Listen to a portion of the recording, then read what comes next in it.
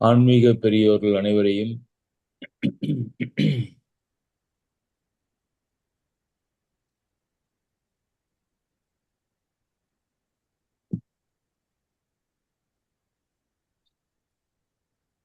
ஆன்மீகம் அறிவோம் என்ற நம்முடைய குழுவினுடைய ஞாயிறுதோறும் நடக்கின்ற தொடர் சிந்தனைக்கு அன்புடன் அழைக்கின்றேன்.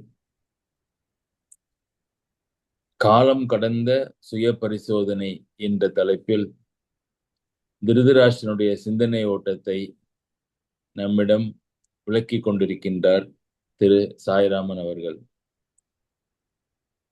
அன்னார் அவருடைய சிந்தனையை தொடங்குவதற்கு முன் அவருடைய சகோதரர் அவர்களை இறை வணக்கத்திற்கு அன்புடன் அழைக்கின்றேன். ஐயா கேட்கிறதா? கேட்கிறது.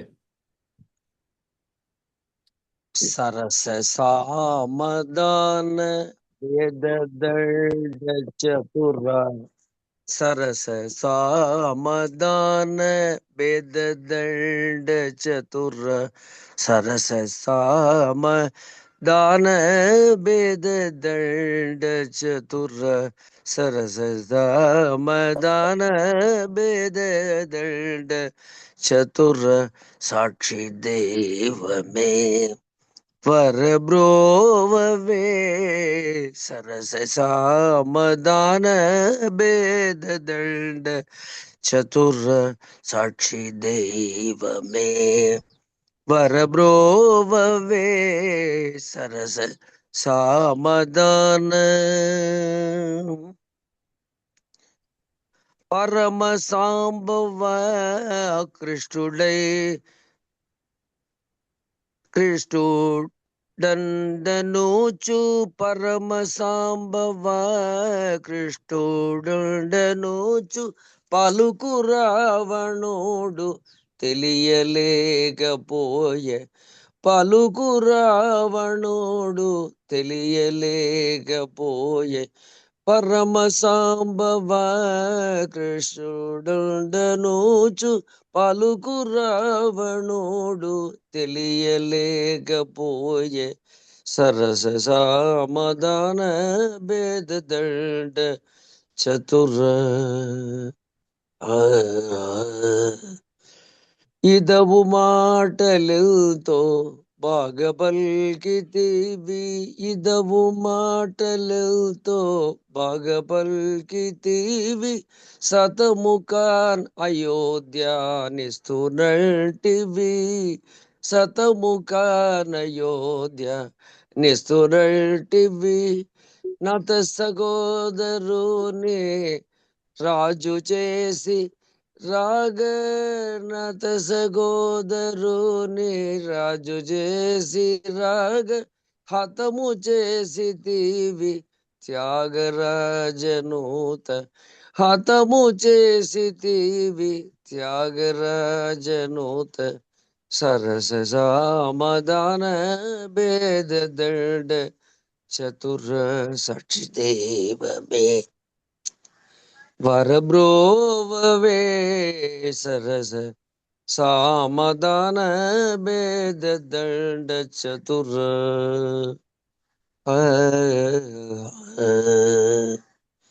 இந்த பாடல் இயற்றியவர் தியாகராஜ சுவாமிகள். ராகம் காப்பி நாராயணின்னு ஒரு ராகம், ஆதித்தாளம். இந்த பாடல் இன்றைக்கு ஏன் நான் செலக்ட் பண்ணேன் அப்படின்னா, மகாபாரதத்தினுடைய கதாநாயகர்கள் பஞ்சபாண்டவர்களாக இருந்தாலும் அவர்களை ஆட்டி வைத்தது கண்ணன். அவர்களுக்காக தூது நடந்தான், அவர்களுக்காக பேசினான், அவர்களை எல்லா கஷ்டங்களிலிருந்தும் காப்பாற்றினான். அத்தனை செய்த ஒரு வித்தகனாக இருக்கின்ற கண்ணன் என்னென்ன பண்புகளை பெற்றிருந்தான்ங்கிறத ராமன் மூலமாக தியாகராஜர் சொல்லுகிறார். என்ன சொல்றாருன்னா, அழகானவன் ராமன், சாமம் தானம் பேதம் தண்டம் என்று சொல்லக்கூடிய, அதாவது ஒருவரை பேசி சரி கட்டுதல், ஏதாவது ஒன்றை கொடுத்து இணங்க செய்தல், மற்றவர்களை கொண்டு மித்திரபேதம் செய்து அதனால் ஒரு வெற்றியை பெறுதல், இறுதியாக அடி உதன்னு போரிட்டு கடைசியாக காரியத்தை சாதிப்பது, இந்த நான்கிலுமே அழகாக இருக்கின்ற ராமா, நீ நான்கிலும் வல்லவராகவும் இந்த நான்குக்கும் சாட்சியாகவும் இருக்கிறார். சாட்சி தெய்வமே, பரபிரபுவே என்றால் அழகானவனே வந்து காப்பாற்று என்ற அர்த்தம். சரச சாமதான பேத தண்ட சதுர, சதுரன்னா நான்கிலும் வல்லவன் என்று ஒரு பொருள். இந்த மாதிரி இருக்கிற நீ என்ன செய்யறன்னா பரம சாம்பவ கிரேசுர் ருண்டனுச்சு, அதாவது பரமசிவ பெருமானுடைய மிகச்சிறந்த பக்தர்களாக இருக்கக்கூடிய ராவணேஸ்வரன், நீ எவ்வளவு எடுத்து சொல்லியும் நீ சொன்னதை கேட்காமலே அவன் பேறு பெறாமல் போனானே. பரமசாம்பவ அக்ரேசருடனா முதன்மையானவன் அர்த்தம். அக்ரம்னா முதலில். பரமசாம்பவ அக்ரேசருண்டனுச்சு பலுகு ராவணுடு தெளியலேக. பலுகு என்றால் பேச்சு. நீ சொன்ன வார்த்தையுடைய தாத்பரியத்தை உண்மையை உணர்ந்து கொள்ளாமல் அவன் வந்து உன்னுடைய அம்புக்கு இழையாகும்படியாக தன்னுடைய வாழ்க்கையை அழைத்து கொண்டானே. இதவும் மாடல் ఎంతో బాగా పలికితివి. இதமான வார்த்தைகள் எவ்வளவோ நீ பாக பல்கிதினா மிகச்சிறந்த முறையிலே அவருக்கு எடுத்துரைத்தாய், இனிமையாக எடுத்துரைத்தாய். இதவும் மாட்டலு, மாட்டலு என்றால் பேச்சு, வார்த்தைகள். இதவும் மாட்டல் ఎంతో బాగా பல்கிதிவி. பல்கிதிவி என்றால் சொன்னாய், பேசினாய் என்ற அர்த்தம். சதமுகான் அயோத்தியான் இசுரட்டி, சதம் என்றால் நிரந்தரமாக அயோத்தியை உனக்கு கொடுத்து விடுகிறேன் என்று ராவணனுக்கு சொன்னாய். நத சகோதரனின், அது இதெல்லாம் சொல்லி அவன் வராமல் போகவே, நத சகோதரனின் ராஜு சேசி. நத அப்படின்னா சான்றோர் என்று ஒரு பொருள், யாருக்கும் துன்பம் செய்யாதர் என்று, பக்தர் என்று கூட ஒரு பொருள் இருக்கிறது. அந்த மாதிரி இருக்கக்கூடிய விபீஷணனை அரசனாக்கி மேற்சொன்ன எதுக்கும் கட்டப்படாதனால அந்த ராவணனை நீ வதைத்து விட்டாய். நத்த சகோதரனின் ராஜு சேசி, ராக வராமல் இருந்த அவன் சொன்ன வார்த்தைக்கு கட்டுப்பட்டு ராமனிடம் வராமல் போனால் அவனை ஹதமு சேசி தீவி அழித்து விட்டாய் என்று ராமனுடைய நல்ல குணங்கள் நான்கையும் சொல்லி ராவணனை அழிப்பதற்கு மனம் இல்லாமல் என்னென்ன செய்ய முடியுமோ எல்லாம் சொல்லி பார்த்தான். அங்கதன் மூலம், அனுமன் மூலம் ஒரு தூது விட்டான், அங்கதன் மூலம் ஒரு தூது விட்டான். எல்லாம் சொல்லி அவன் கேட்கவில்லை. அப்படிங்கிறதுனால போர்க்களத்தில் எல்லாவற்றையும் இழந்துட்டு நிற்கும் போது இன்று போய் நீ நாளை வா என்று சொல்லும்போது அந்த பாடல்ல கோசல நாடுடைய வள்ளல் என்று ஒரு வரி வரும். எனக்கு சரியா ஞாபகத்துக்கு அந்த பாடல் மறுபாடம் இல்லை. அந்த வரி கம்பர் சொல்வதை போலவே கம்பருக்கு பிற்காலத்தில் 800 ஆண்டுகளுக்கு பிறகு வந்த தியாகராஜர் அதே பொருளை தரக்கூடிய கோசல இதவும் மாடல் எத்தோ பாக பல்கித்திவி. ராமா, இது ராமனா, நீ சீதையை விட்டு விடு, நீ வந்து சரணடைந்து விடு, பிழைத்து போ அப்படின்னு சொல்லும் போது என் நாட்டையும் பிரிக்கி நீ விபீஷனை கொடுத்துட்டு நான் என்ன பண்றதுன்னு ராவணன் கேட்டால், சதமுகான் அயோத்தியான்னு டிவி இலங்கை, அதாவது என்னுடைய கோசல நாடு வள்ளல்ல அவர் சொன்ன மாதிரி இந்த இடத்துல உன்னுடைய நாடாக என்னுடைய நாடாக இருக்கின்ற அயோத்திய நாட்டை உனக்கு தருகிறேன் என்று நீ சொன்னாய். அதனால சதமுகான் அயோத்தியான் இஸ்துனட்டிவி அப்படி சொல்லியும் வராமல் போகவே தான் அவனை வந்து அழிக்க முடியாத ஒரு சூழ்நிலை ஏற்பட்டது. ஆகவே அப்படிப்பட்ட ராமனுடைய பெருமையை இந்த இடத்துல சொல்கிறார். இது பாரதத்திற்கும் பொருந்தும்.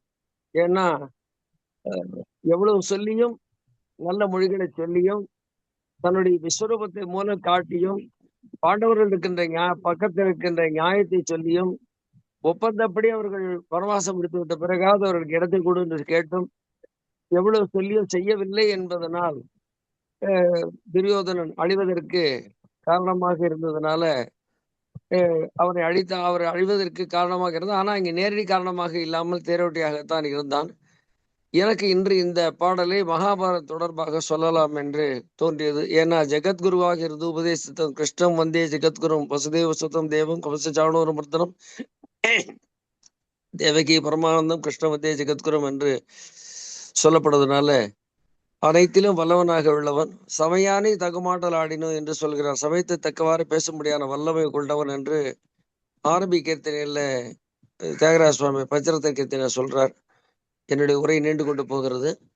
நீங்கள் இந்த கீர்த்தனை பின்பலம் வேண்டும் என்பதனால் இந்த மொழியாக்கம் செய்து இதனுடைய பொருளையும் உங்களோடு பகிர்ந்து கொள்ளலாம் என்று தோன்றியது. வாய்ப்புக்கு நன்றி ஐயா. உங்கள் கருத்தை தெரிவித்து தொடரலாம். நன்றி.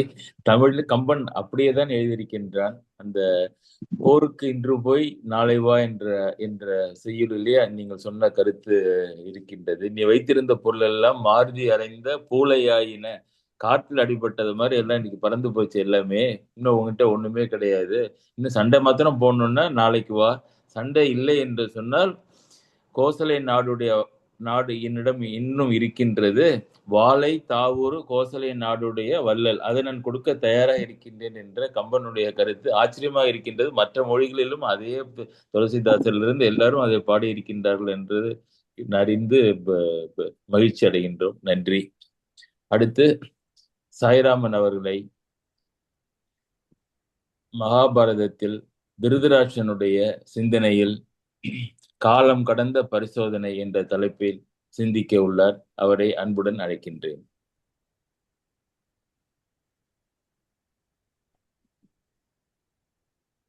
நன்றி ஐயா.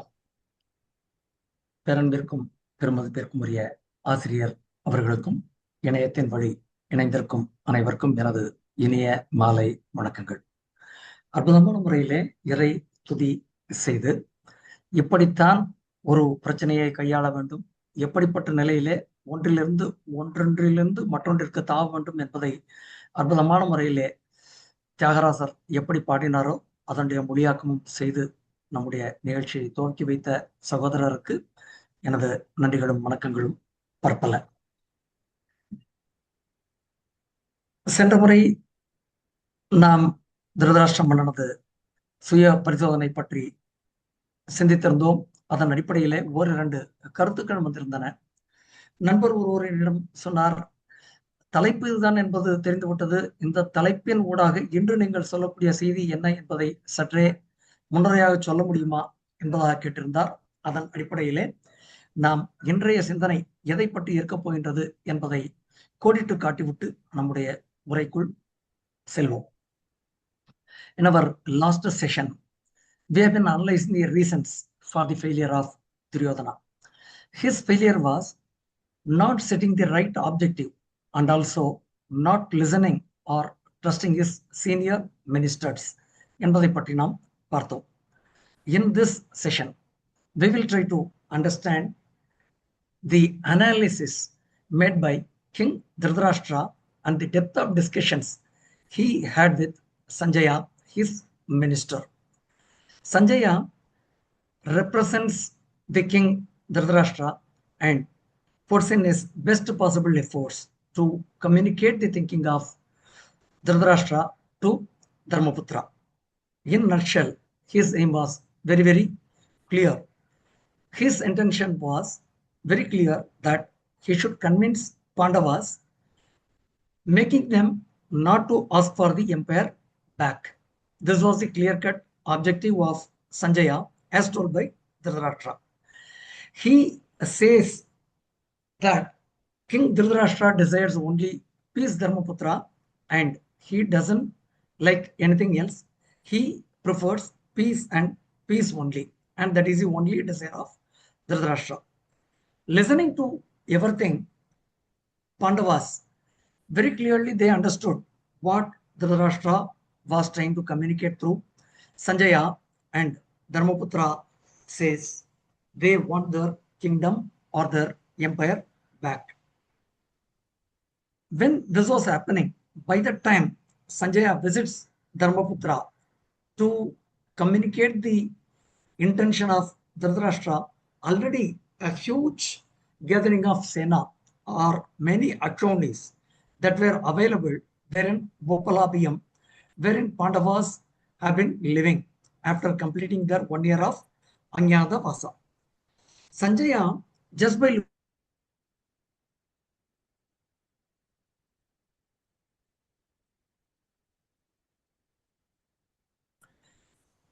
to win over the Kauravas. This is a very clear-cut communication. Without their telling much about this, Sanjaya, he himself understands because he is the minister of Dhritarashtra. After having a lot of discussions, he goes back to Hastinapuram and he communicates to Dhritarashtra whatever he felt over there and whatever he has been getting the messages from the Pandavas. Duryodhana thinks only about his strength, whereas King Dhritarashtra makes out a detailed SWOT analysis. He thinks what is the strength of the enemy, that is the Pandavas, what is the weakness of his side, means Kaurava side weaknesses, and how many soldiers Pandavas have got and how many soldiers Kauravas have got. The enemy is supported by whom and all, means Pandava is supported by whom and all, and the strength of the enemy is in total.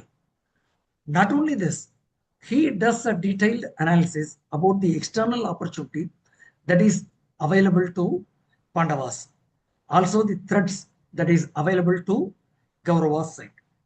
King was very clear. Basis information shared by Sanjaya, the success is at his side, definitely not there. He understands this, but still he could not control his sons. On the contrary, Duryodhana does not do this type of analysis in total. He thinks of his strength, that is the strength of Bhishma, Kripa, Aswathama, and Shakuni, especially Karna. He does strategize to pull Shalya Raja to his side and does a brainstorming to Shalya to make him to support his army. But unfortunately, he fails to analyze the weakness of his side. At least Bhishma and Karna never sailed together. Karna has taken a oath. Till such time Bhishma lives or he is there in the war front, Karna will never get into the war field. This was known to Duryodhana. Despite that, he begins the war. External opportunities. As per the analysis of Duryodhana, he never had any other support other than Shalya. At least at that point of time, he should have thought a bit more, because Shalya happens to be the uncle of Pandavas. He failed to note this particular point, or even after noting this, he thought Shalya will be supporting him in total. But whereas the story was a bit different, when Shalya meets Dharmaputra after giving a vote to Duryodhana. At least at this stage, Dhritarashtra should have called upon Duryodhana and his team members to stop the war. He fails to do this. Because of this, there is a great war. The amount of analysis, whatever we try to talk about in today's management, SWOT analysis, that is being done by Dhritarashtra king in a very big way. So this is what we are going to see it in this session. With this pre-intro, I would like to get into our main session. நாம் இன்றைய தினம் திருதராஷ்டிர மன்னனது காலம் கடந்த சுய பரிசோதனை என்ற நமது தொடர் சிந்தனையின் 9வது பகுதிக்குள்ளாக பிரவேசிக்க உள்ளோம். நாம் நமது கடந்த சிந்தனையிலே தனஞ்சயன் ஒருவனாகவே வந்து பகைவர்களை வென்றது பற்றி கண்டோம். கௌரவர்கள் வெல்லப்பட்ட பின் விராடன் தனது அரண்மனையில் பாண்டவர்களை அடையாளம் கொண்டு கொண்ட பின் உத்தரை அபிமன்யுவிற்கு மனைவியாய் போனது பற்றி கண்டோம். திருதராஷ்டிர மன்னன் புலம்புகின்றான். விஜயன் வெற்றி அடைந்தது கேட்டும் புலம்புகின்றான். உத்தரை அபிமன்யுவிற்கு மனைவியாகி போனாள் என்பதை கேட்டும் அவன் புலம்புகின்றான். அதற்கு காரணம் இருக்கத்தான் செய்தது. விராடன் பாண்டவர்களின் சம்மதியாக போய்விட்டால் நிச்சயமாக விராடனுடைய அனைத்து சேனை பலமும் பாண்டவர்களுக்கு கிட்டி விடும் என்பதிலே அவனுக்கு ஐயமில்லை. அப்பொழுதாவது சற்றே தன்னுடைய நிலையை மாற்றியிருக்கலாம். மாற்றாது தொடர்ந்தான். மன்னன் இவ்வாறு தொடர்ந்தான் என்று சொன்னால், துரியோதனன் பாண்டவர்களின் அஞ்ஞாதவாசம் நிறைவு பெற்றதா இல்லையா என்பது பற்றி குழம்பித்தான் போயிருந்தான். கணக்கு தெரியாமல் தான் போயிருந்தான். ஆனாலும் கூட பீஷ்மர் மூலியமாக சரியான காலத்தை அறிந்திருந்து பீஷ்மர் சொன்னபடி அனைத்தும் நிறைவுற்று போயிருந்தது என்பதை அறிந்த பின்பும் கூட ஒற்றன் மூலமாக ஓலை ஒன்று அனுப்புகின்றான் விராட தேசத்திற்கு. அவன் அனுப்பிய ஓலையின் செய்தி மிக சுருக்கமான செய்தி. அர்ஜுனனது அவசர செயலினால் பாண்டவர்களாகிய நீங்கள் அனைவரும் மறுபடியும் காட்டிற்கு போக வேண்டிய நிர்பந்தத்திற்கு உள்ளாகி உள்ளீர்கள். ஒன்று.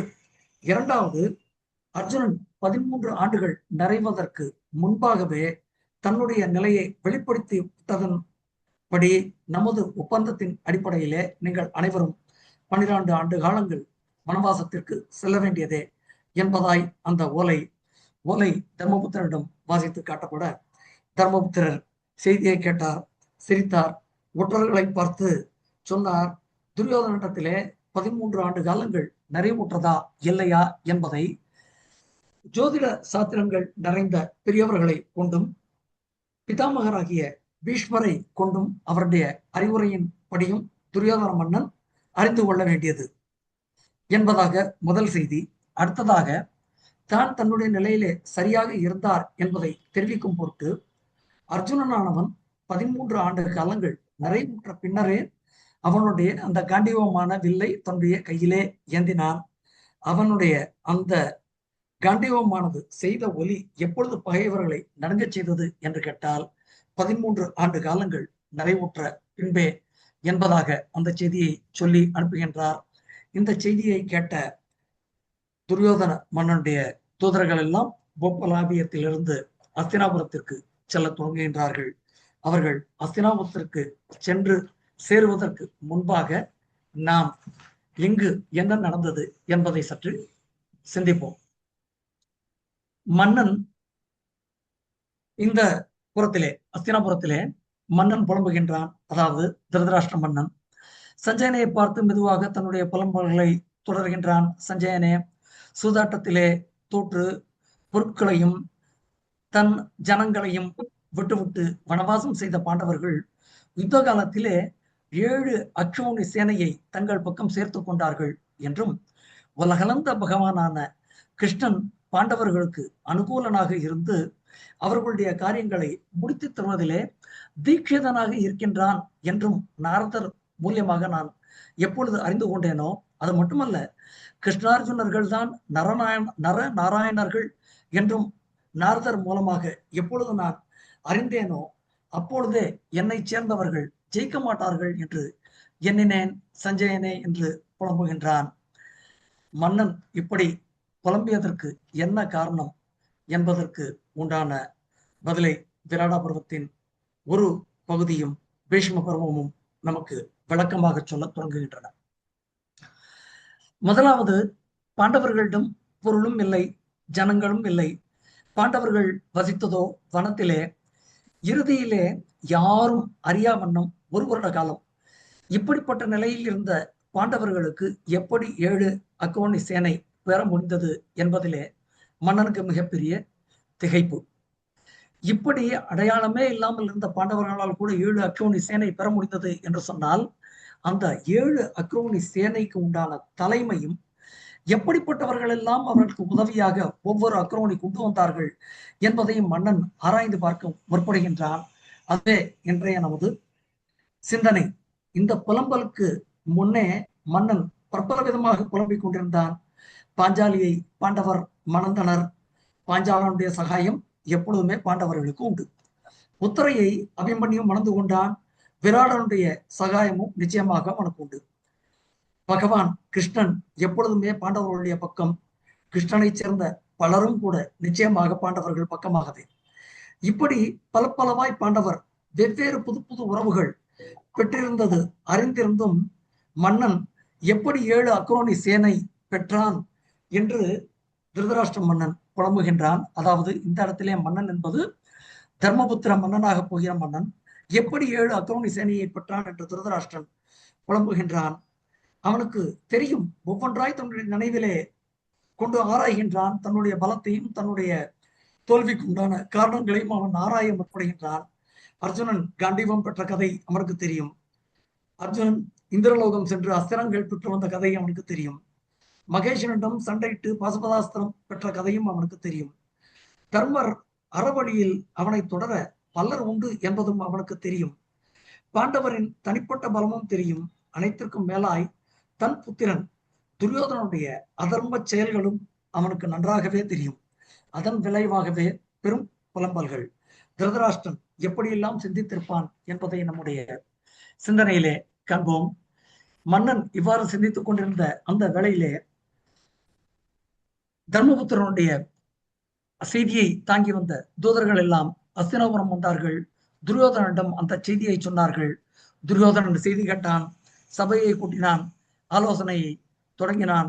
அஸ்தினாபுரம் மெதுவாக ஆலோசனை செய்து கொண்டிருந்த அந்த நேரத்திலே பற்பல மக்களும் பற்பல விதமாய் கருத்துக்களை எல்லாம் சொல்ல ஆரம்பித்தார்கள். அவர்கள் எல்லாம் ஒருபுறம் கருத்துக்கள் சொல்ல துரியோதனன் அவற்றிற்கு உண்டான நடவடிக்கைகளை எடுத்துக்கொண்டிருந்த அந்த நேரத்திலே நாம் மறுபக்கத்திலே என்ன நடந்தது என்று பார்ப்போம். அதாவது போப்பலாவியத்திலே விராட நகரை விட்டு இவர்கள் எல்லாம் நீங்கி வந்திருந்த அந்த இடத்திலே தர்மபுத்திரரை காண்பதற்கு பற்பல மக்கள் வந்தார்கள். விராடனுடைய கற்றறிந்த புரோகிதர் ஒருவர் பாண்டவ தூதராக அஸ்தினாபுரம் சென்றார். அவர் சென்ற அந்த தூது தோற்றுத்தான் போய்விட்டது. தூது தோற்றது என்பது அறிந்தவுடனே இந்த பக்கம் அவர்கள் பற்பல விதமான யுத்த சிந்தனைகள் செய்ய முற்பட்டார்கள். தர்மபுத்திரரை சூழ்ந்து பலராமர் இருந்தார், கிருஷ்ணர் இருந்தார். இவர்கள் இருவரும் வந்த பொழுதே அர்ஜுனனுடன் சேர்ந்து அபிமன்யுவும் அந்த இடத்திற்கு வந்திருந்தான். அது மட்டுமல்ல, பஞ்சபாண்டவர்கள் உபபஞ்ச பாண்டவர்களுடன் சேர்ந்து பற்பல யாதவ குல வீரர்களும் பற்பலர்கள் அங்கு வந்திருந்தார்கள். சாத்தியாகி ஒரு அக்ஷௌனி சேனை அங்கு கொண்டு வந்திருந்தான். சேகிதானன் விரக்ஷிகுல வீரன், அவனும் ஒரு அக்ரௌனி சேனை கொண்டு வந்து தர்மபுத்திரரை கண்ட சந்தித்தான். இப்பொழுது அவர்கள் இருவரும் வந்த பொழுதே கிருஷ்ணன் உடன் இருக்க தர்மபுத்திரர் பக்கமாய் 2 அக்ரோனி சேனை தயாராய் இருந்தது யுதிஷ்டருடைய கட்டளைப்படி நடப்பதற்கு. இது இவ்வாறு இருக்க பாஞ்சாலராஜன் துருபதன் ஒரு அக்ரோனி சேனை கொண்டு வந்திருந்தான். விராடன் ஒரு அக்ரோனி சேனையுடன் வந்து பாண்டவனை பார்த்தான். மறுபுறத்திலே துருபதனுடன் சிகண்டியும் திரௌபதியின் சகோதரன் திருஷ்டத்யும்னனும் வந்திருந்தார்கள். திரௌபதியின் புத்திரர்கள் பூபஞ்ச பாண்டவர்கள் முன்பே அந்த இடத்திலே கூடியிருந்தார்கள். நாம் மேல் தொடர்வதற்கு முன்பாக ஒரு அக்ரோனி சேனை என்ன, ஒரு அக்ரோனி சேனை என்றால் என்ன என்பதை பார்த்துவிட்டு மேலே தொடர்வோம். அதாவது ரஜ, ரத, கஜ, துரக, பதாதி என்பது நாம் அறிவோம். அதாவது ரதம், தேர், யானை மற்றும் குதிரை, காலாட்படை, இவ்வாறாக 4 விதமான போர்ப்படைகள். Mahabharatam gives us a detailed breakup for one Akroni Sena. That means at what ratio, how the Akroni was formed. This is being described in detail there in Mahabharata, which means 1:1:3:5 என்ற அடிப்படையிலே ஒரு யானை என்றால் ஒரு ரதம், ஒரு யானை ஒரு ரதம் என்று சொன்னால் 3 குதிரைகள், 3 குதிரைகள் இருக்கக்கூடிய இடத்திலே 5 சேனா வீரர்கள், அதாவது காலாட்படை வீரர்கள். இதன் அடிப்படையிலே ஒரு அக்ரோனி சேனைக்கு 21,870 ரதங்கள், 21,870 யானைகள், 65,610 குதிரைகள், 1,09,350 வீரர்கள். ரதங்கள் 21,870 என்று சொன்னால் அந்த ரதத்திலே போர் புரியக்கூடிய போர் வீரர் ஒருவர், தேரை செலுத்துவதற்கு ஒரு சாரதி, போர் புரிவதற்கு ஆயுதங்கள் எடுத்துக் கொடுப்பதற்காக ஒருவர், அப்படியாக தேருக்கு குறைந்தபட்சம் 3 பேர்கள் என்று கொள்ள வேண்டும். அது போலவே ஒரு யானை என்று சொன்னால் யானையை செலுத்துவதற்கு ஒருவர், யானையை மீது போரிடுவதற்கு ஒருவர். மாமா தயவு பண்ணி கொஞ்சம் மியூட்ல போனமே, கொஞ்சம் தயவு பண்ணி கொஞ்சம் மியூட்ல போங்க சார், கொஞ்சம் மியூட் பண்ணுங்க சார் ப்ளீஸ். யானை என்று சொன்னால் யானையின் மீது இருந்து போரிடுவதற்கு ஒருவர், யானையை செலுத்துவதற்கு ஒருவர், அந்த போரிடுவதற்கு கருவிகளை கொடுப்பதற்கு ஒருவர் என்பதாக குறைந்தபட்சம் 3 பேர். இதன் அடிப்படையிலே நாம் பார்க்க வேண்டும் என்று சொன்னால் நேரடியாக சார் கொஞ்சம் மியூட் பண்ணலாமா சார் எல்லாரையும்? சார் சார் அட்மின்ல கொஞ்சம் எல்லாரையும் மியூட் பண்ணலாமா?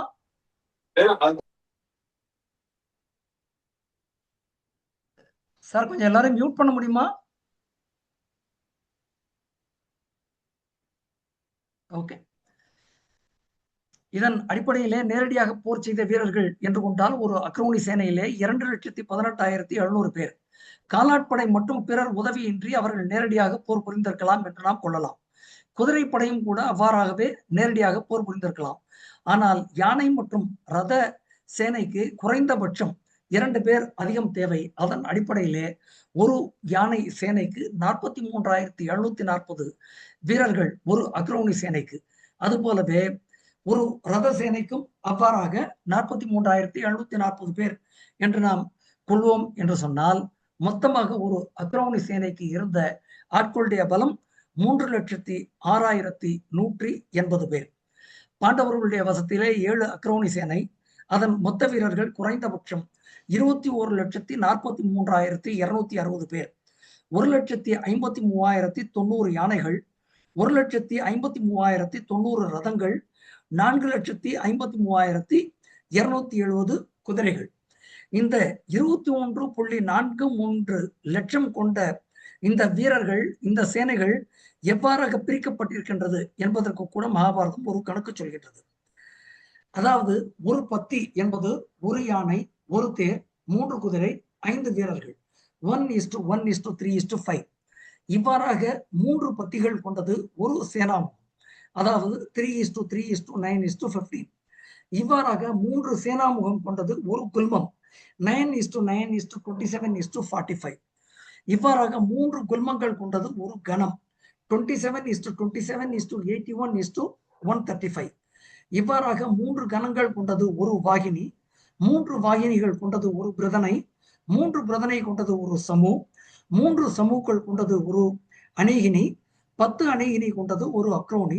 அதாவது 21,870 தேர்கள், 21,870 யானைகள், 65,610 குதிரைகள், 1,09,350 காலாட்படை. எவ்வளவு பெரிய சேனை! சேனா வீரர்கள் அனைவரும் ஒரு தேசத்தை சேர்ந்தவர்கள் இல்லை. ஒவ்வொரு அக்ரோனி சேனையும் ஒவ்வொரு தேசத்திலிருந்து. ஒரு அக்ரோனிக்குள் பற்பல பிரிவுகள், ஒரு பிரிவிற்கு ஒரு தலைவன். அப்படி பல பிரிவுகளின் தலைவர்கள் அனைவருக்குமாய் ஒரு தலைவன். அப்படி ஒரு அக்ரோனிக்கு ஒரு தலைவன் என்று சொன்னால் 7 அக்ரோனி சேனைக்கும் தலைவனாய் ஒருவன். அவன் எப்படிப்பட்ட வல்லமை கொண்டு இருந்திருக்க வேண்டும்? How strong the commander-in-chief should be. His one word should make all others to execute his orders. Pandava's success was just not in assembling such a big 7 Akroni Sena, but also in appointing the best commander-in-chief. Of course, after all the discussions, there was an unanimous decision to appoint Drishtadyumna, son of Drupada, as the commander-in-chief. He was the chief for all the 7 Akroni Sena. Details of 7 Akroni Sena, all that is being shared by Sanjaya to Dhritarashtra. How big the Sena was? 1. Panchala Sena, headed by Drishtadyumna. Second Sena, Vrishni Sena, headed by Sekidana. Shedi Sena, headed by Drishtaketu. Yadava Sena, headed by Satyaki. Magadha Sena, headed by Sagadeva. Virada Sena, headed by Virada. Kekaya Sena, by all the 5 brothers of Kekaya. ஒவ்வொரு சேனைக்கும் ஒரு தலை சிறந்த தலைவன். அவன்தான் அந்த அத்தனை தலைவனுக்குமாய் ஒரு தலைவன். அவன்தான் திருஷ்டத்யும்னன், திரௌபதியின் அந்த சகோதரன். பாண்டவர் பக்கம் 7 அக்ரோனி சேனை என்றால் கௌரவர்கள் பக்கமாய் துரியோதனன் சேர்த்த மொத்த கௌரவர்கள் சேனை கிட்டத்தட்ட 11 அக்ரோனி. ஒரு அக்ரோனிக்கு குறைந்தபட்சம் 3,06,000 பேர் என்று நாம் கொண்டோம். 11 அக்ரோனிக்கு 33,67,980 வீரர்கள், 2,40,570 யானைகள், 2,40,570 ரதங்கள், 7,21,710 குதிரைகள்.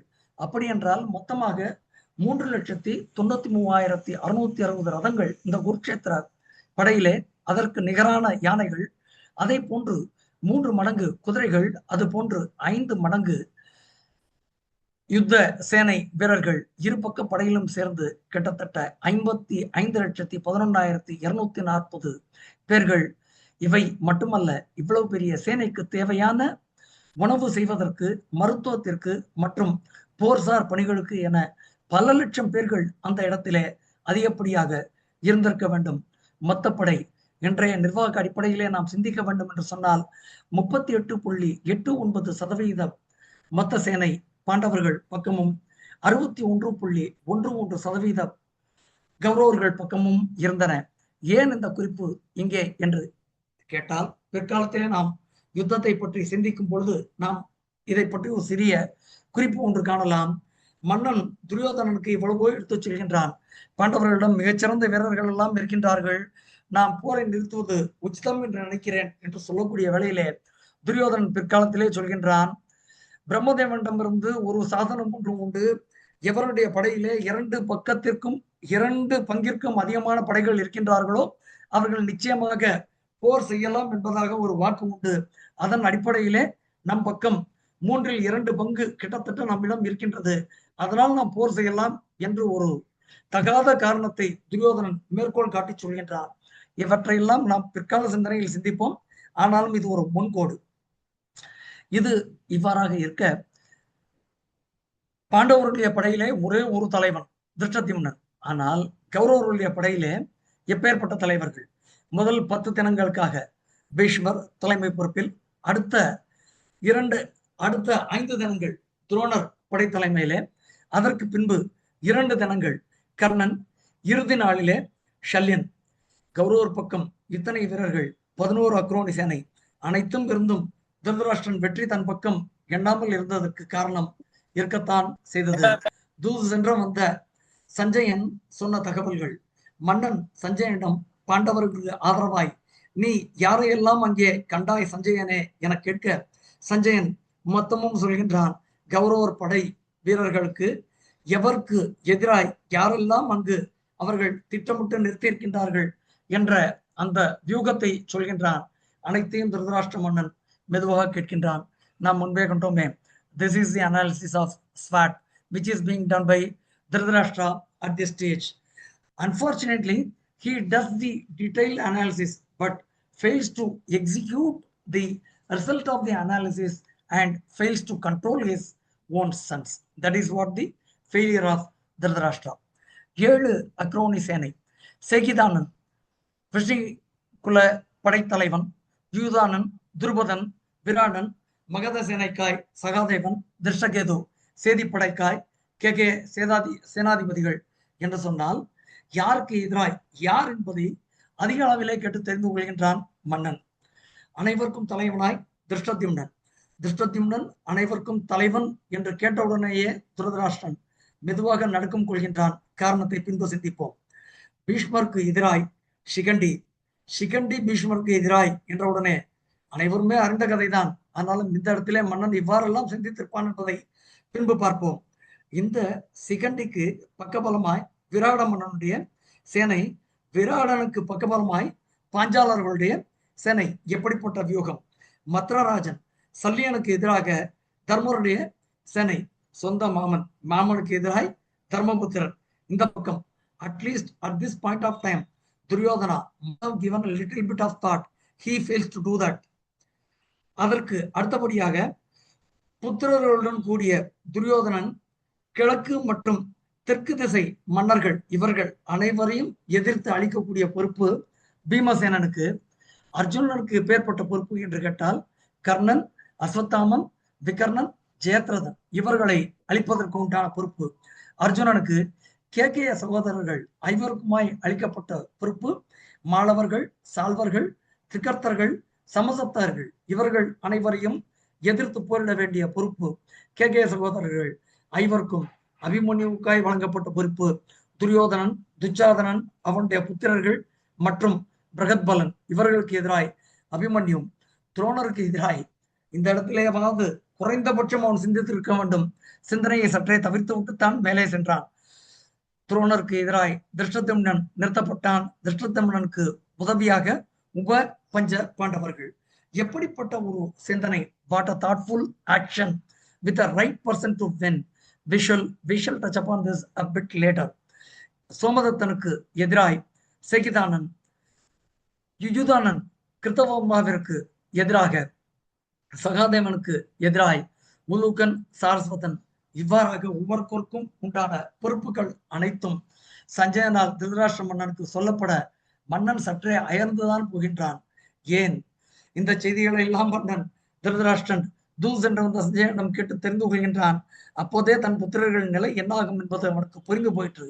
இயன்றவரை துரியோதனனை அழைத்து முடிந்தவரை சொல்லி பார்க்கின்றான். எப்படிப்பட்ட வார்த்தைகளை மகாபாரதம் இங்கே பயன்படுத்துகின்றது!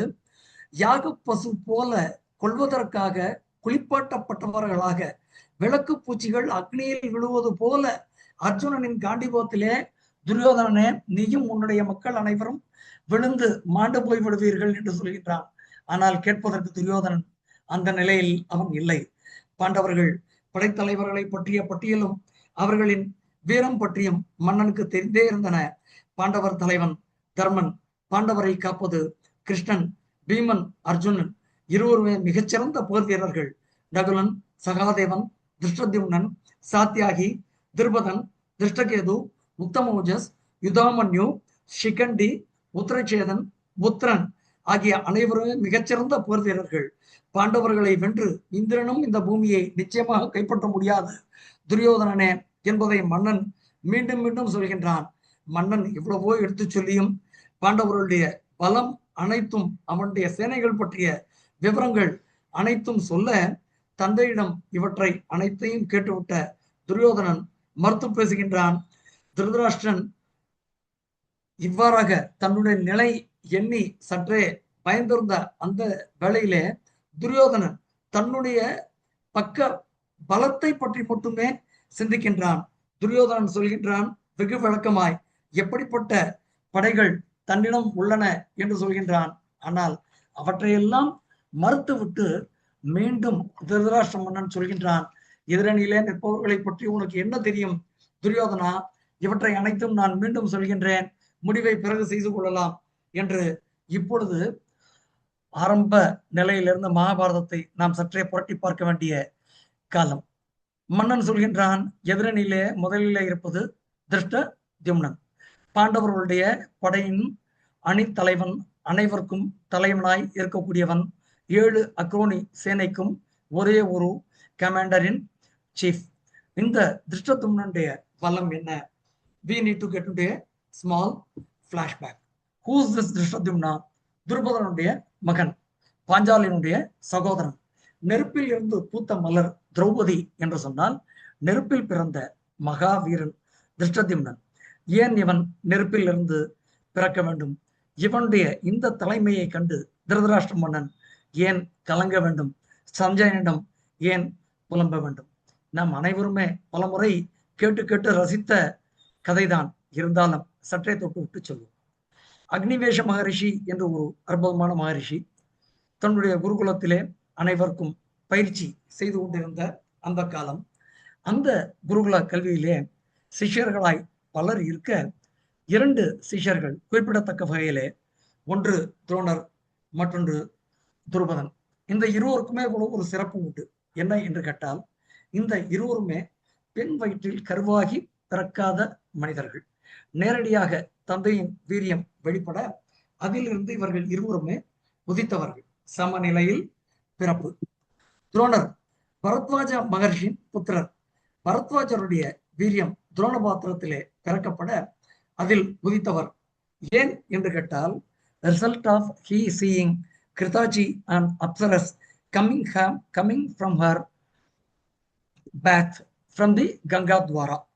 அவளை கண்ட அந்த நேரத்திலே பரத்வாஜ மகர்ஷியின் அந்த வீரியத்திலிருந்து தோன்றியவர் துரோணர் என்று சொன்னால், துருபதன் பிரஷ்டராஜனுடைய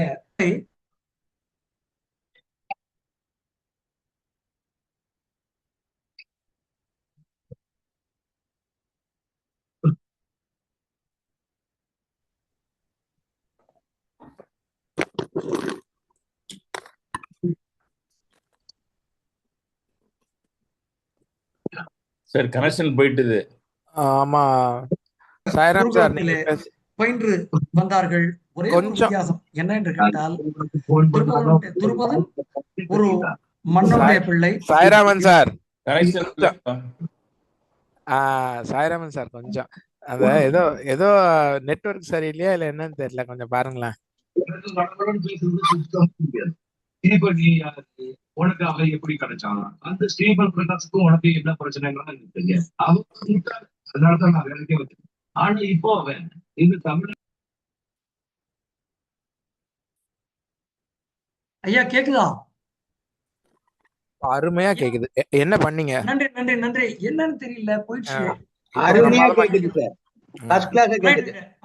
நீங்க அந்த கதையில ஆ. ரிவர் பேங்க்ஸ்ல இருந்து குளிச்சு எழுந்திரிச்சு வந்த உடனே நீங்க ஆஃப் ஆயிட்டீங்க ஓ, முனிவரோட அப்படியா? சேர்ந்து. அப்படியா? மன்னிக்கணும், நான் அந்த மாதிரி ஆப்பதில்லை இந்த நேரம். நன்றி ஐயா, நன்றி. திருப்பி ஓகே, ஓகே, அங்க இருந்து நன்றி. இவ்வாறாக பரத்வாஜருடைய புத்திரர் இவர் என்று சொன்னால், துரோணர் என்று சொன்னால், பிருஷ்டன் பாஞ்சால தேசத்தினுடைய மன்னன் காட்டிலே தன்னுடைய கவனத்தை சற்றே சிதறவிட, அதன் விளைவாய் அவனுடைய வீரியம் வெளிப்பட, அதை அவன் மறைக்க முற்பட்ட அந்த நேரத்திலே அதிலிருந்து தோன்றியவன் துருபதன். ஆக பிறப்பு இவர்கள் இருவருக்கும் ஒரே விதமாக என்று சொன்னால், இவர்கள் இருவரும் அக்னிவேஷ மகரிஷியிடம் கல்வி கற்க சென்றார்கள். ஒருவன் மன்னனுடைய புத்திரன், மற்றொருவர் ரிஷனுடைய புத்திரர். ஆனால் குருகுலத்திலே ஏற்றத்தாழ்வுகள் இல்லை. இவர்கள் இருவரும் நண்பர்கள் ஆனார்கள். நட்பின் உச்சக்கட்டத்திலே துருபதன் ஒருமுறை சொன்னான், நாம் இருவரும் நண்பர்களாகி போனோம். நான் எப்பொழுது என்னுடைய நாட்டிற்கு மன்னனாக போகின்றேனோ அப்பொழுது என்னுடைய ராஜ்யத்திலே ஒரு பகுதியை உனக்கு தருவேன் துரோணா என்று சொல்கின்றார்கள். காலம் கடந்தது, குருகுலவாசம் நிறைவு பெற்றது. துருபதன் தன் நாட்டிற்கு சென்றான், மன்னனாகி போனான். துரோணர் வந்தார். துரோணர் தன் வழியிலே அவர் செல்ல துரோணருக்கு மனம் நடந்தது. துரோணர் யாரை மணந்து கொண்டார் என்பதும் கூட நமக்கு மிகவும் முக்கியம். துரோணருடைய மனைவி கூட துரோணரை போல, துருபதனை போல பெண் வயிற்றில் கருவாகி உருவாகாத ஒரு அற்புதமான ஒரு பெண். இவளுடன் பிறந்தது மற்றொன்று கிருபர். 2 ஜீவன்கள் வெளிப்பட்டன. ஷரத்வான் என்பதாய் ஒரு மகரிஷி, சாலவதி என்று சொல்லக்கூடிய ஒரு அப்சர ஸ்திரியை அவர் கண்டதன் விளைவு அவருடைய சக்தியானது வெளிப்பட்டு 2 பிளவாக ஒரு நாணல் தட்டையின் மேல் விட, அதன் அடிப்படையிலே ஒன்று கிருப்பராக மாறிப்போனது, மற்றொன்று கிருப்பி என்று சொல்லக்கூடிய பெண்ணாக மாறிப்போனது. அந்த கிருப்பியையும் கிருப்பரையும் சந்திர மன்னன் எடுத்து வளர்த்து வந்த கதை நாம் அனைவரும் அறிந்த கதை. இந்த கிருப்பி துரோணருக்கு மனைவியாக போனாள். மன வாழ்க்கை தொடர்ந்திருந்தது. இவ்வாறாக மன வாழ்க்கையில் அவர்கள் இருந்த அந்த நேரத்திலே துரோணரை மகாபாரதம் சொல்கின்றது, வறுமை வந்து அடைந்தது. எந்த அளவிற்கு வறுமை என்று சொன்னால், அவர்களுக்கு பிறந்த குழந்தை அஸ்வத்தாமனுக்கு பால் கூட கொடுக்க முடியாத அளவிற்கு ஒரு வறுமை வந்து சேர, துரோணரின் மனைவி சொல்கின்றாள், உன்னுடைய நண்பன் தான் மன்னனாக இருக்கின்றானே, சென்று சற்றே உதவி பெற்று வர முடியுமா என்று கேட்க, அதற்கு இசைந்து துரோணர் துருபதனை சந்திக்கின்றார். தன்னுடைய குருகுல காலத்தை பற்றி அவனிடம் சிந்திக்கின்றார். மன்னன் சிரித்தான். இவர் மன்னன் சிரித்ததன் காரணம் அறியாமல் இவர் தன்னுடைய குருகுல கால நட்பு பற்றி பேசி, ராஜ்யத்தில் நீ பாசி தருவதாக சொன்னாயே என்று நினைவூட்டுகின்றார். துருபதன் பலமாக சிரித்தான். துரோணனுடைய வறுமையை கண்டு சற்றே எள்ளி நகையாடினான். மெதுவாக சொன்னான், நீங்கள் கேட்டு வந்த பசு வேண்டுமானால் நான் தருகிறேன், ஆனால் நட்பு பற்றி பேசுவதை சற்றே நாங்கள் நிறுத்தி கொள்ள வேண்டும் என்று சொல்லி நகைத்தான், இழிவுபடுத்தினான். துரோணர் அவமானப்பட்டார், சீறி போனார். தன்னை அவமானப்படுத்திய துருபதனுக்கு தக்க பாடம் புகட்ட வேண்டும் என நினைத்தார். சரியான காலத்திற்கு காத்திருந்தார். அந்த ஒரு நாள் வந்தது. அந்த பிள்ளையார் சுழி அல்லது அதை முதல் சுழி என்று நாம் கொள்ளலாம். பாண்டவர்களும் கௌரவர்களும் ஒரு நாள் பந்து விளையாட, பந்தானது கிணற்றிலே விழுந்து விடுகின்றது. அதை எடுக்க முடியாமல் அவர்கள் தவிக்க, அங்கே அதை பார்த்து கொண்டிருந்த துரோணர் அதை எடுத்துக் கொடுக்கின்றார். அவர் செய்த அந்த அஸ்திர வித்தையை கண்ட அந்த சிறுவர்கள் எல்லாம் மிகவும் மகிழ்ந்து போய் அவரிடம் நீங்கள் யார் என்று கேட்க, அவர் தன்னுடைய அடையாளத்தை மட்டும் பீஷ்ம பிதாமகரிடம் சொன்னால் அவர் புரிந்து கொள்வார் என்பதாக ஒரு செய்தி சொல்லி அனுப்புகின்றார். சிறுவர்கள் அனைவரும் மகிழ்ச்சியிலே முந்துதலிலே ஓடி செல்கின்றார்கள். பீஷ்மரிடம் இவரை பற்றிய அடையாளங்கள் சொல்லப்பட பீஷ்மர் மகிழ்ந்து போனார். வந்திருப்பது துரோணர் என்பதை கண்டுகொண்டார். துரோணரை முறைப்படி அழைத்தார். அழைத்து வந்து அந்த சிறுவர்களுக்கு, கௌரவர்களுக்கும் பாண்டவர்களுக்கும் பயிற்சி, மேல் பயிற்சி கொடுக்கக்கூடிய அந்த பொறுப்பை துரோணரிடம் கொடுத்தார். துரோணர் மகிழ்வுடன் தன்னுடைய பொறுப்பை ஏற்றார். எப்பொழுது இவர் பாண்டவர்களுக்கும் கௌரவர்களுக்கும் பயிற்சி கொடுக்க ஆரம்பித்தாரோ அந்த நேரத்திலே துருபதனுடைய நிலை சற்றே சரியத்தான் தொடங்கியது. பயிற்சி நல்ல முறையிலே முடிவு பெற்றது. குருதட்சணை கொடுக்க வேண்டிய காலம் வந்தது. அனைவரும் சென்றார்கள். குருவை சந்தித்து குருதட்சணை செலுத்த வேண்டிய காலம் இது, நாங்கள் என்ன செய்ய வேண்டும் என்று கேட்டார்கள். துரோணர் தான் பட்ட அவமானத்தை தன்னுடைய மனதிலே இத்தனை காலம் வைத்திருந்தார் அல்லவா, மெதுவாக மனத்தை திறந்தார். எனக்கு நீங்கள் தர வேண்டிய தட்சணை என்ன என்று கேட்டால், துருபதனை வென்று அவனை பிணை கைதியாக என்னிடம் கொண்டு வர வேண்டும் என்று சொன்னார். கதை அறிந்த கதைதான். பலர் முயன்றார்கள், பலர் தோற்று போனார்கள். இறுதியிலே அர்ஜுனன் சென்றான், வென்றான், துருபதனை வென்றான். தேர்காலிலே துரோணர் முன்பாக கொண்டு வந்து நிறுத்தினான். துரோணர் முன்பு இப்பொழுது துருபதன் பிணை கைதி. குறுகித்தான் போனான். அவனை வென்ற துரோணர் பாஞ்சால தேசத்தின் அதிபதியாக மாறிப்போனார். எந்த ஒரு சொல்லால் சமநிலை அற்றவர்கள் எப்படி நண்பர்களாக இருக்க முடியும் என்று ஆணவத்தில் அரசு கட்டிலே இருந்து துருபதன் கேட்டானோ அவனுக்கு சமநிலை தர விரும்பினார் துரோணர். வென்ற ராஜ்யத்திலே பாஞ்சாலம் தன்னுடையது என்ற அடிப்படையிலே மெதுவாக சொன்னார். ஒரு பகுதி உனக்கு துருபதனே, மறுபகுதி எனக்கு, நாம் இப்பொழுது இருவருமே சரி சமம் என்று சொன்னார். கங்கைக்கு வடக்கு பகுதி தன்னுடைய பகுதி என்று சொன்னார். அதற்கு கீழே ராஜ்யத்தின் தென்பகுதி துருபதனுக்கு என்று சொன்னார். அனைத்தையும் கேட்ட துருபதன் குறுகி போனான். அவனுடைய அகந்தை ஏனோ சற்று அந்த இடத்திலே அழிக்கப்பட்டு விட்டாலும் கூட அவனுடைய அவமானத்தின் விளைவாய் அவன் தக்க ஒரு தருணத்திற்காக காத்திருந்தான். துரோணரை பழிவாங்க வேண்டும் என்று நினைத்தான். அதற்கு உண்டான செயல்களை மெதுவாக செய்ய தொடங்கினான். தன்னுடைய நகர் திரும்பினான்.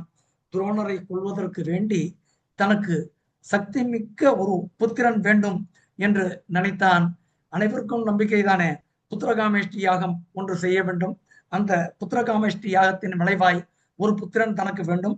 அந்த புத்திரன் துரோணரை கொல்ல வேண்டும். இத்தகைய யாகம் செய்வதற்கு யார் என்று தேடினான். காஷ்யப கோத்திரத்திலே பிறந்திருந்த இருவர் பற்றி கேள்விப்பட்டான். ஒருவர் உபயாஜர், மற்றொருவர் யாஜர். உபயாஜரை சென்று மன்னன் சந்தித்தான், வணங்கினான், தன்னுடைய நிலை சொன்னான். உபயாஜர் அனைத்தும் கேட்டார். காமியார்த்தமான ஹோமங்கள் எதுவும் தான் செய்வதில்லை என்று சொன்னார். ஆனால் மன்னன் விடாப்பிடியாக கிட்டத்தட்ட 1 ஆண்டு காலம் அவரை தொடர்ந்திருந்து தன்னுடைய நிலை சொன்னான். எப்படியாவது தனக்கு உதவ வேண்டும், வேறு யாரை பற்றியேனும் தாங்கள் சொல்ல முடியுமா என்று கேட்டார். உபயாஜருக்கு ஒரு சிந்தனை ஒன்று வந்தது. மகாபாரதம் அப்படியே சொல்கின்றது. உபயாஜருக்கு ஒரு மூத்த சகோதரர். அந்த மூத்த சகோதரர் ஒரு முறை ஒரு யாகம் செய்திருந்த பொழுது பசியின் பொருட்டு அருகில் இருந்த ஒரு கனி, அதனுடைய பரிசுத்த நிலை என்ன என்பது அறியாமல் அதை சற்றே தொட்டாராம். இதை கண்டுவிட்ட இந்த உபயாஜர் சொல்கின்றார், என்னுடைய அண்ணனுக்கு பொருளின் மேல் சற்று ஆசை உண்டு, அதனால் நீங்கள் வேண்டுமானால் யாஜரை சந்தித்தால் ஒருவேளை யாச்சன் நிச்சயமாக இதற்கு இசையலாம் என்று சொல்ல துருபதன் நேராக சென்றான். யாச்சனிடம் சொன்னான், உங்களுக்கு அற்புதமான பசுக்கள் கொடுப்பேன், திரவியங்கள் பல கொடுப்பேன், செல்வம் கொடுப்பேன் என்று சொல்கின்றான். அனைத்தையும் கேட்ட யாஜர் சரி என்று சொன்னார். அடுத்த கட்டளை பிறந்தது. நேராக உபயாஜனை சந்தித்து, உபயாஜனை என்னை சந்திக்க சொல் என்று சொன்னார். வேறு வழி, மன்னன் அழைக்கும் பொழுது மறுத்த அந்த உபயாஜர் அண்ணனின் கட்டளைக்கு கீழ்ப்படிந்தார். மகாபாரதம் சொல்வதெல்லாம் மூத்தவர்கள் சொன்னால் இளையவர்கள் கேட்க வேண்டும் என்பதாக. உபயாஜர் வேறு வழி இல்லை, அண்ணன் சொல்படி கேட்க தொடங்கினார். யாகத்திற்கு வேண்டிய அத்தனை பட்டியலும் கொடுத்தார். பட்டியலின்படி அனைத்து அந்த திரவியங்களும் வந்து சேர யாகம் இனிதே நிறைவுற்றது. யாகத்தின் முடிவிலே அக்னியிலிருந்து இருவர் தோன்றினர். நாம் அறிவோம், ஒன்று பாஞ்சாலி, மற்றொன்று திருஷ்டத்யும்னன்.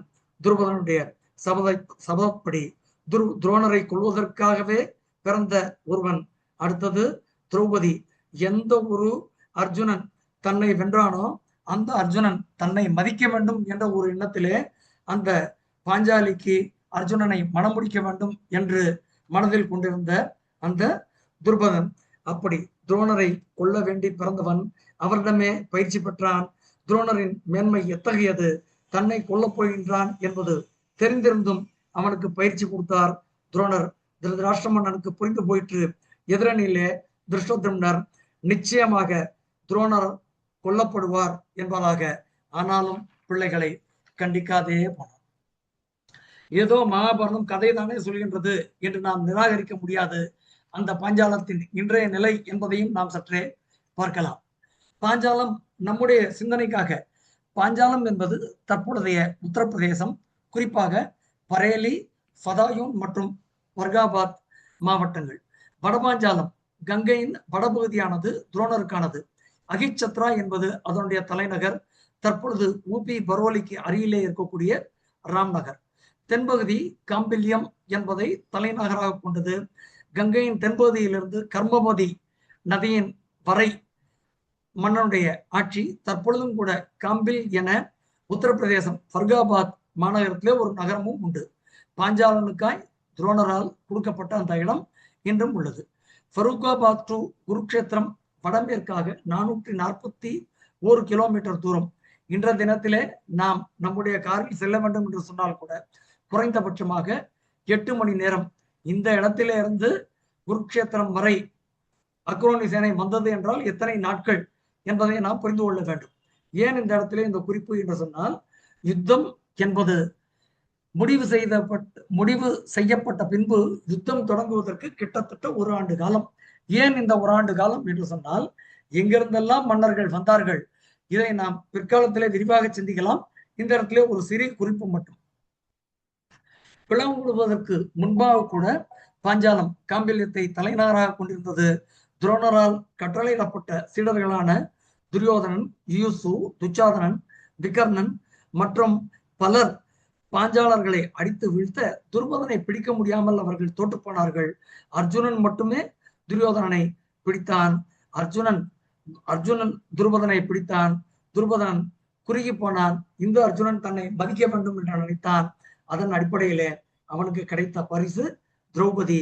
திரௌபதியின் மணாளனாய் அர்ஜுனன் பிற்காலத்திலே அர்ஜுனனுக்கு நிச்சயமாக உதவி செய்ய வேண்டிய கடமை மன்னனுக்கு இருந்தது. இவ்வாறாக திருஷ்டத்யும்னனும் அவனை சார்ந்தவர்களும் இவ்வாறு இருந்து துரோணரை கொல்வதற்காகவே ஒருவன் பிறப்படுத்திருக்கின்றான் என்பதை அறிந்த பொழுது நிச்சயமாக திருதராஷ்டிர மன்னனுக்கு சற்றே கலக்கம் இருக்கத்தான் செய்தது. எவ்வளவோ அறிவுரைகள் சொன்னான். சஞ்சயனை சபையன் பாண்டவர்களுடன் சஞ்சயன் செய்த உரையாடல் அனைத்தையுமே தொகுத்து சொல்ல சொன்னான். சஞ்சயன் அனைத்துமே சொல்லி கூட கேட்கக்கூடிய நிலையிலே துரியோதனன் இல்லை, வேறு வழியே இன்றி போரும் தொடங்கியது. இப்படியாக திருஷ்டத்யும்னன் துரோணரை கொல்வதற்காகவே பிறந்தவன் என்று சொன்னால், பீஷ்மரை கொல்வதற்காகவே ஒருவன் பிறந்திருந்தான். சிகண்டி, பெண்ணாய் பிறந்த சிகண்டி ஆனான கதை பீஷ்மரை கொள்ள அவள் சபதம் செய்து மறு பிறப்பு எடுத்த கதை. அதையும் நாம் சற்றே தொட்டு விட்டு செல்லலாம். காசி நகரம், காசிராஜனுக்கு 3 புத்திரிகள், அம்பா, அம்பாலிகா, அம்பிகா என்பதாக 3. இவர்கள் 3க்குமாய் சுயம்பரம் ஏற்பாடு செய்திருந்தான் மன்னன். சுயம்பரத்திற்கு இந்த பீஷ்மருக்கு அழைப்புதல் இல்லை. பீஷ்மர் சற்றே கோபம் கொண்டார். காசிராஜன் தனி ஒருவனாக சென்றார். காசிராஜன் புத்திரிகள் 3 தன்னுடைய ரதத்திலே ஏற்றினார். அனைவரையும் கவர்ந்து கொண்டு தன்னுடைய நாடு திரும்ப எத்தனித்த அந்த வேளையிலே ஒரே ஒருவன் சால்வன் மட்டும் பீஷ்மரை எதிர்த்து போர் புரிந்தான். அந்த சால்வனை இவர் வென்றார். சால்வன் கொண்டு வந்திருந்த 5 குதிரைகளும் கொல்லப்பட்டு விட்டன. சால்வன் உயிருடன் விடப்பட்டான். ஒருவேளை அப்பொழுதே இந்த சால்வனை பீஷ்மர் கொண்டிருந்தால் சிசுபாலனுடைய வதத்திற்காய் பிற்காலத்திலே கிருஷ்ணனை தாக்குவதற்காக துவாரகையின் மீது அவன் படையெடுத்து சென்றிருக்க மாட்டான். ஒருவேளை அவன் படையெடுத்து செல்லாமல் இருந்திருந்தால் இந்த பாண்டவர்கள் நிச்சயமாக கௌரவர்களுடன் சூது செய்திருக்க மாட்டார்கள். அங்கே கண்ணன் இல்லாத காரணத்தினாலேயேதான் அவனால் அந்த சூதை நிறுத்த முடியாமல் போயிற்று என்று கண்ணனே புலம்புகின்றான். அது வேறு கதை, போகட்டும். சால்வன் உயிருடன் விடப்பட்டான். 3 காசிராஜ புத்திரிகளுடனும் இவர் அஸ்தினாபுரம் வந்து சேர்ந்தார். அஸ்தினாபுரம் இவர் வந்து சேர்ந்த பொழுது அம்பை தன்னுடைய மனதை மெதுவாக திறந்தாள். சொன்னாள், தான் வேறு ஒரு புருஷன் மேல், அதாவது சால்வராஜன் மேல் சற்றே தன்னுடைய மனத்தை இழந்திருப்பதாக சொன்னாள். அவன் மேல் காதல் உண்டு என்று சொன்னாள். காசிராஜனும் இதை அறிவான் என்று சொன்னாள். பீஷ்மர் சபையை கூட்டினார், அனைவரிடமும் ஆலோசித்தார். இறுதியிலே ஆலோசனை நிறைவு பெற்ற பின் தன்னுடைய அந்த கருத்தை சொன்னார். அம்பையானவள் வேறு ஒரு பரபுருஷன் மேல் ஆசை கொண்டுள்ளாள். ஒரு பெண்ணை ஒருவனுக்கு தருவதாக வாக்களித்த பின் மனத்தால் கொடுக்கப்பட்டாலும் சரி, மந்திரங்கள் சொல்லி தானம் செய்தாலும் சரி, வேறு புருஷனிடத்தில் அவள் ஆசை கொண்டிருந்தால் அவள் விடத்தக்கவளே என்பதாய் நிச்சயித்தார் பீஷ்மர். விசித்திர வீரியனை பீஷ்மர் நோக்க விசித்திர வீரியன் சொன்னான், பரபுருஷனை விரும்பியவளை நான் பெற நீங்கள் அனுமதிக்க கூடாது என்று பீஷ்மரிடம் அவன் கேட்டுக்கொண்டான். பீஷ்மர் மகிழ்ந்து போனார். சந்தனு வம்சம் புகழ் பெற்று விட்டது என்று சொன்னார். அம்பைக்கு விடை கொடுத்து அனுப்பினார். அம்பை சால்வனை சந்திக்க சென்றாள். சால்வனை சந்தித்தாள். தன்னுடைய நிலை சொன்னாள். சால்வன் அவளை திருப்பி அனுப்பினான். ஏற்க முடியாது என்று சொன்னான். அவள் திரும்பி வந்தாள். மீண்டும் பீஷ்மரை சந்தித்தாள். சால்வன் தன்னை ஏற்கவில்லை என்று சொல்லி நீங்கள் என்னை ஏற்க வேண்டும் என்று வேண்டினாள். பீஷ்மர் தான் ஜிதேந்திரியன் என்று கூறி மறுத்தார். அம்பை வேறு வழியின்றி, மகாபாரதம் சொல்கின்றது, 6 வருட காலங்கள் பீஷ்மருடன் அவள் இருந்தாள். என்றல்ல நாளை அவர் மனம் மாறலாம் என்று அவள் நினைத்திருக்கலாம். பீஷ்மர் உறுதியாய் மறுத்தார். காரணத்தை தெளிவாய் சொன்னார். பரபுருஷனிடம் ஆசை வைத்தவளை எவர் தன்னுடைய வீட்டில் வைப்பார் என்று கேட்டார். காதலுடன் நீ செல்வதே சிறப்பு என்று சொல்லி அம்பையை திரும்பி செல்ல சொன்னாள். அம்பை வேறு வழியின்றி மீண்டும் பீஷ்மனை சந்திக்க சென்றாள். இந்த இடத்திலே இந்த சால்வன் இருந்த நகரத்திற்கும் இந்த அஸ்தினாபுரம் தற்பொழுதைய மீரட் இருந்த நகரத்திற்கும் இடைப்பட்ட தூரம் என்ன என்பதை காண நேரிட்டது. எனக்கு கிட்டத்தட்ட 820 கிலோமீட்டர் தூரம். நாம் காரிலே பயணம் செய்ய வேண்டும் என்று சொன்னால் கூட 20 மணி நேரங்கள் நாம் நிறுத்தாமல் பயணம் செய்தால் மட்டுமே செல்ல முடியும். இப்படிப்பட்ட ஒரு தூரத்தை அவள் பலமுறை கடந்து சென்றாள். அம்பை மீண்டும் பீஷ்மரிடம் வந்தாள். அவர் மறுத்தார். இவ்வாறாய் 6 வருடங்கள் தொடர்ந்தன. கிட்டத்தட்ட 12 ஆண்டு கால காத்திருப்பு. இறுதியிலே பீஷ்மர் கைவிட்டார். ரிஷிகள், முனிவர்கள் என அவள் பலரை சந்திக்கின்றாள். இறுதியிலே பரசுராமரை சந்திக்கின்றாள். 23 நாட்கள் யுத்தம். இறுதியிலே யுத்தம் நின்று போகின்றது. அம்பை துக்கம் அடைந்தாள். அவள் கண்ணீரால் பூமி சேராக மாறி போயிற்று என்று மகாபாரதம் சொல்கின்றது. கடும் கோபம் உற்ற அம்பை பாகு நதிக்கரையிலே இமய மலையிலே ஒற்றை கட்டை விரலால் நின்று கடும் தவம் செய்தாளாம். சண்முகன் பிரத்யட்சமானான். தேவலோக மாலை ஒன்று கொடுத்தான். கஷ்டம் போக்கும் என்றான். இம்மாலையை அணிந்து கொள்பவன் பீஷ்மரை கொள்வான் என்றான். அம்பை நாடு திரும்பினாள். கத்திரியர்கள் அனைவரையும் சென்று சந்தித்தாள். பீஷ்மரால் கடத்தப்பட்டதால் சால்வன் என்னை ஏற்கவில்லை. அதனாலே எனக்கு விவாகம் ஆகவில்லை. விவாக சுகம் என்னால் பெற முடியாமல் போய்விட்டது. இந்த மாலையை அணிந்து கொள்பவன் பீஷ்மரை கொல்ல முடியும். மாலையை வாங்கி அணியுங்கள், பீஷ்மரை கொல்லுங்கள். நான் மாலையை அணிந்தவனை மணப்பேன் என்று சொன்னாள். இவ்வாறாக 1 ஆண்டல்ல 2 ஆண்டல்ல 5 வருட காத்திருப்பு. எவரும் அதற்கு முன்வரவில்லை. மொத்த காத்திருப்பு பீஷ்மர் அம்பையை கவர்ந்து வந்த தினத்திலிருந்து அன்று வரை கிட்டத்தட்ட 17 ஆண்டு காலங்கள். இறுதியிலே பாஞ்சால தேச அரசனை சந்தித்தாள். அவனை கை தூக்கி வணங்கினாள். தன்னுடைய கதை சொன்னாள். தன்னுடைய மோசமான நிலை சொன்னாள். விவாகமின்றி பிள்ளை கிடையாது, பிள்ளையின்றி மேலுலகம் எனக்கு கிட்டாது என்று சொன்னாள். பீஷ்மர் இவ்வாறாக என்னை கொண்டு வந்து என்னுடைய இம்மையை கெடுத்து விட்டார். விவாகம் இல்லாமல் போய்விட்டதனால் எனக்கு மர்மையும் இல்லாமல் போய்விட்டது. தயை செய்து மன்னனே நீ என்னை ஏற்க வேண்டும் என்று சொன்னாள். கேட்ட மன்னன் சொன்னான், தன்னுடைய படை தன்னுடைய நாட்டை மட்டும் காக்கக்கூடிய அளவில் தான் உள்ளது. பீஷ்மரை எதிர்க்கும் சக்தி தன்னிடம் இல்லை என்று சொன்னான். அத்துடன் நிறுத்தவில்லை. பீஷ்மரிடம் இருக்கக்கூடிய அந்த பயத்தின் காரணமாகவே வேறு எந்த அரசர்களும் கூட அம்பையை கைவிட்டார்கள் என்று சொன்னான். வேறு வழி. அவள் கோபமுற்றாள், ஏமாற்றமுற்றாள். நாம் என்றெல்லாம் சொல்கின்றோமே ஃப்ரஸ்ட்ரேஷன் என்று. she was at the peak of her frustration. கையில் இருந்த அந்த மாலையை துருபதனுடைய அரண்மனையிலே தூக்கி போட்டாள். துருபதன் எவ்வளவோ சொன்னான், மாலையை எடுத்துக்கொண்டு செல் என்று சொன்னான். ஆனால் கேட்கும் நிலையிலே அவள் இல்லை. இதுதான் விதி என்று மனதில் நினைத்தாள். இதை அணிபவன் பீஷ்மரை நிச்சயமாக கொல்வான் என்று சொல்லி சொன்னாள். இது இவ்வாறாக இருக்க, இதனுடைய பிற்காலைய நிலையிலே இந்த கதை சற்றே மாறுபட்டு வருகின்றது. அந்த கதையையும் நாம் காணும் பொழுது திருதராஷ்டிர மன்னன் ஏன் இப்படி ஒரு பயம் கொண்டான் என்பதை நாம் நிச்சயமாக கண்டுகொள்ளலாம். இந்த மாலை அந்த இடத்திலே தொங்கிக் கொண்டே இருக்கின்றது. அந்த மாலை அந்த இடத்திலே தொங்கிக் கொண்டிருக்கக்கூடிய அந்த வேளையிலே அடுத்தபடியாக என்ன நடந்தது என்பதை நாம் பார்த்து வருவோம். பீஷ்மரிடம் பெரும் பயம் அந்த மன்னனுக்கு இருந்தது. இவ்வாறாக அவன் பயந்து கொண்டிருந்த அந்த வேளையிலே அவன் ஒரு யாகம் ஒன்று செய்ய நினைக்கின்றான். எப்படிப்பட்ட நேரத்திலே அவன் யாகம் செய்ய நினைக்கின்றான் என்பதற்கு ஒரு மகாபாரதம் வேறு ஒரு கதை ஒன்றையும் சொல்கின்றது.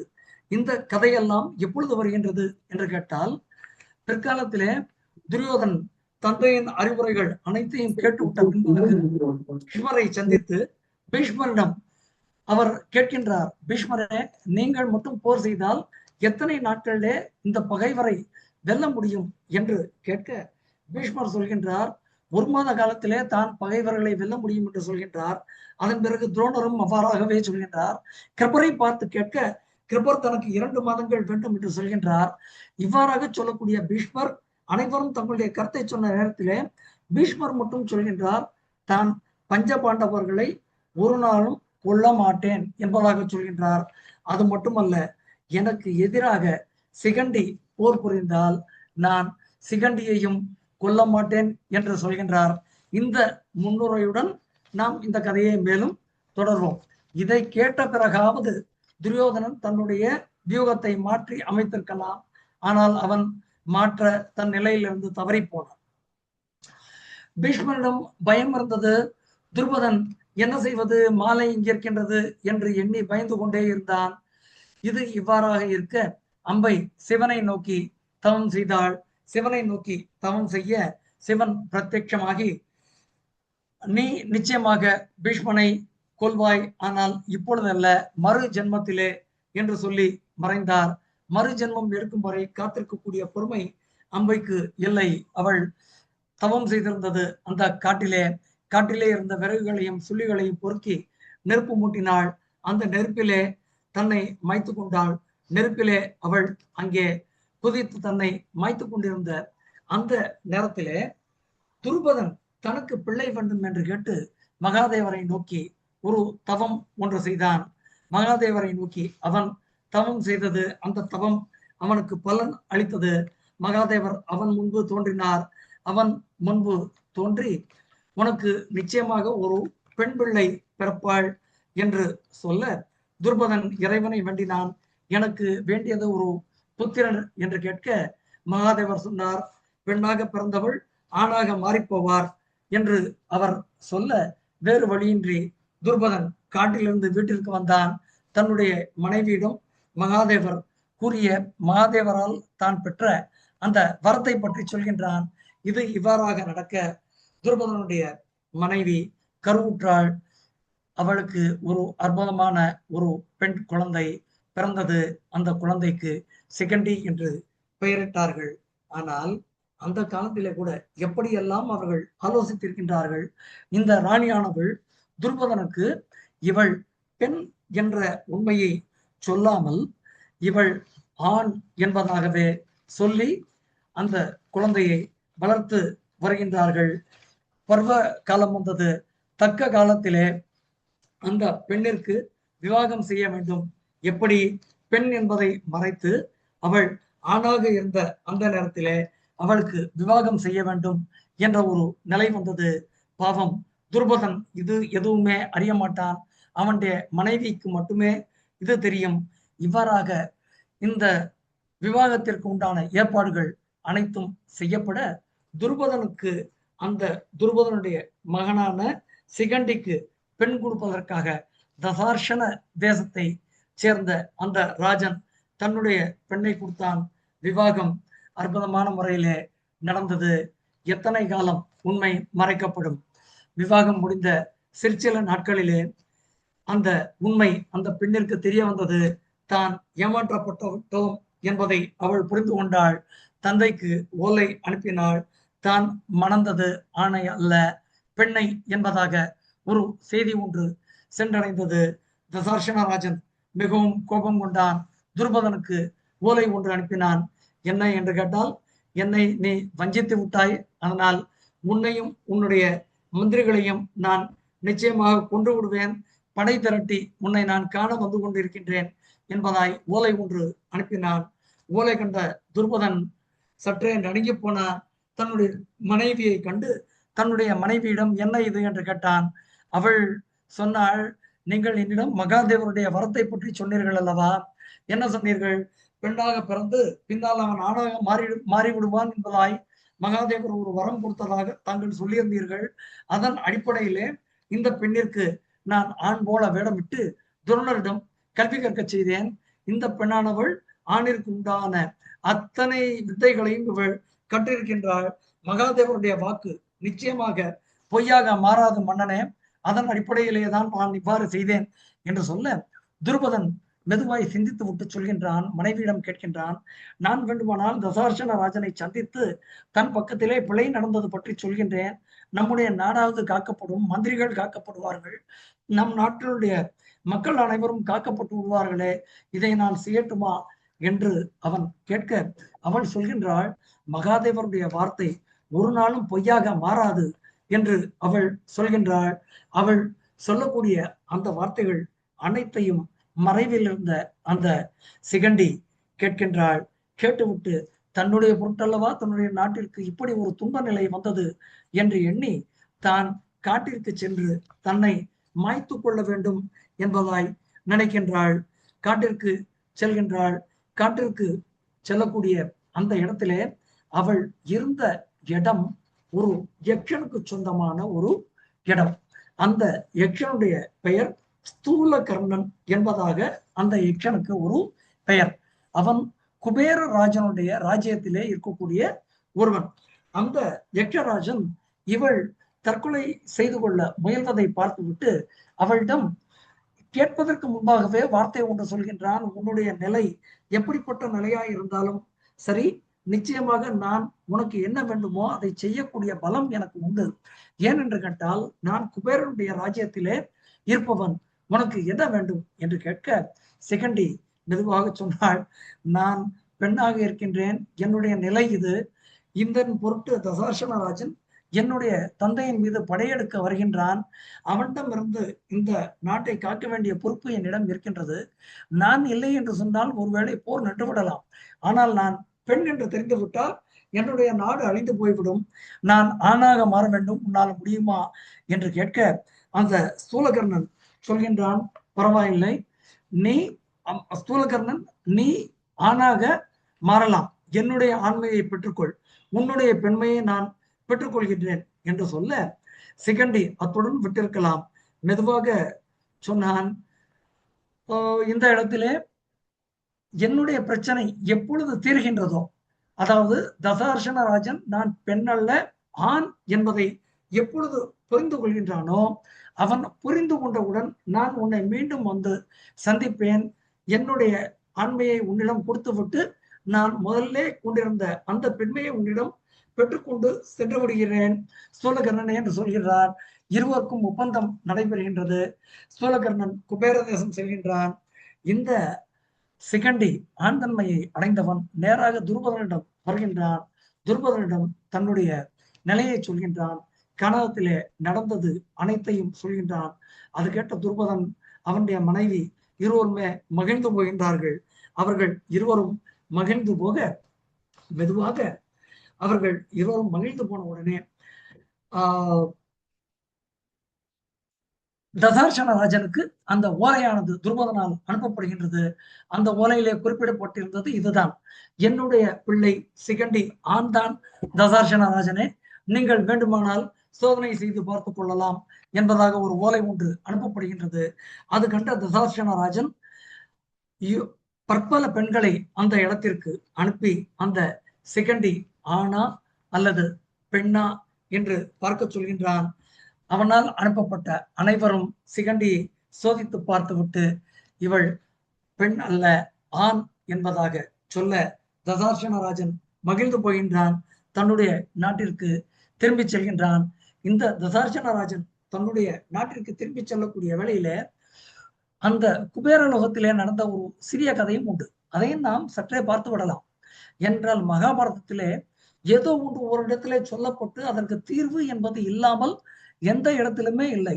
அனைத்து காரணங்களுக்குமே ஒரு தீர்வு சரியான இடத்திலே கொடுக்கப்படுகின்றது. அந்த தீர்வு என்ன என்று கேட்டால், இந்த ஸ்தூலகர்ணன் குபேரலோகத்திலே இருந்த ஒரு நாளிலே குபேரன் அவனுடைய வீட்டு வாயிலுக்கு வருகின்றான்.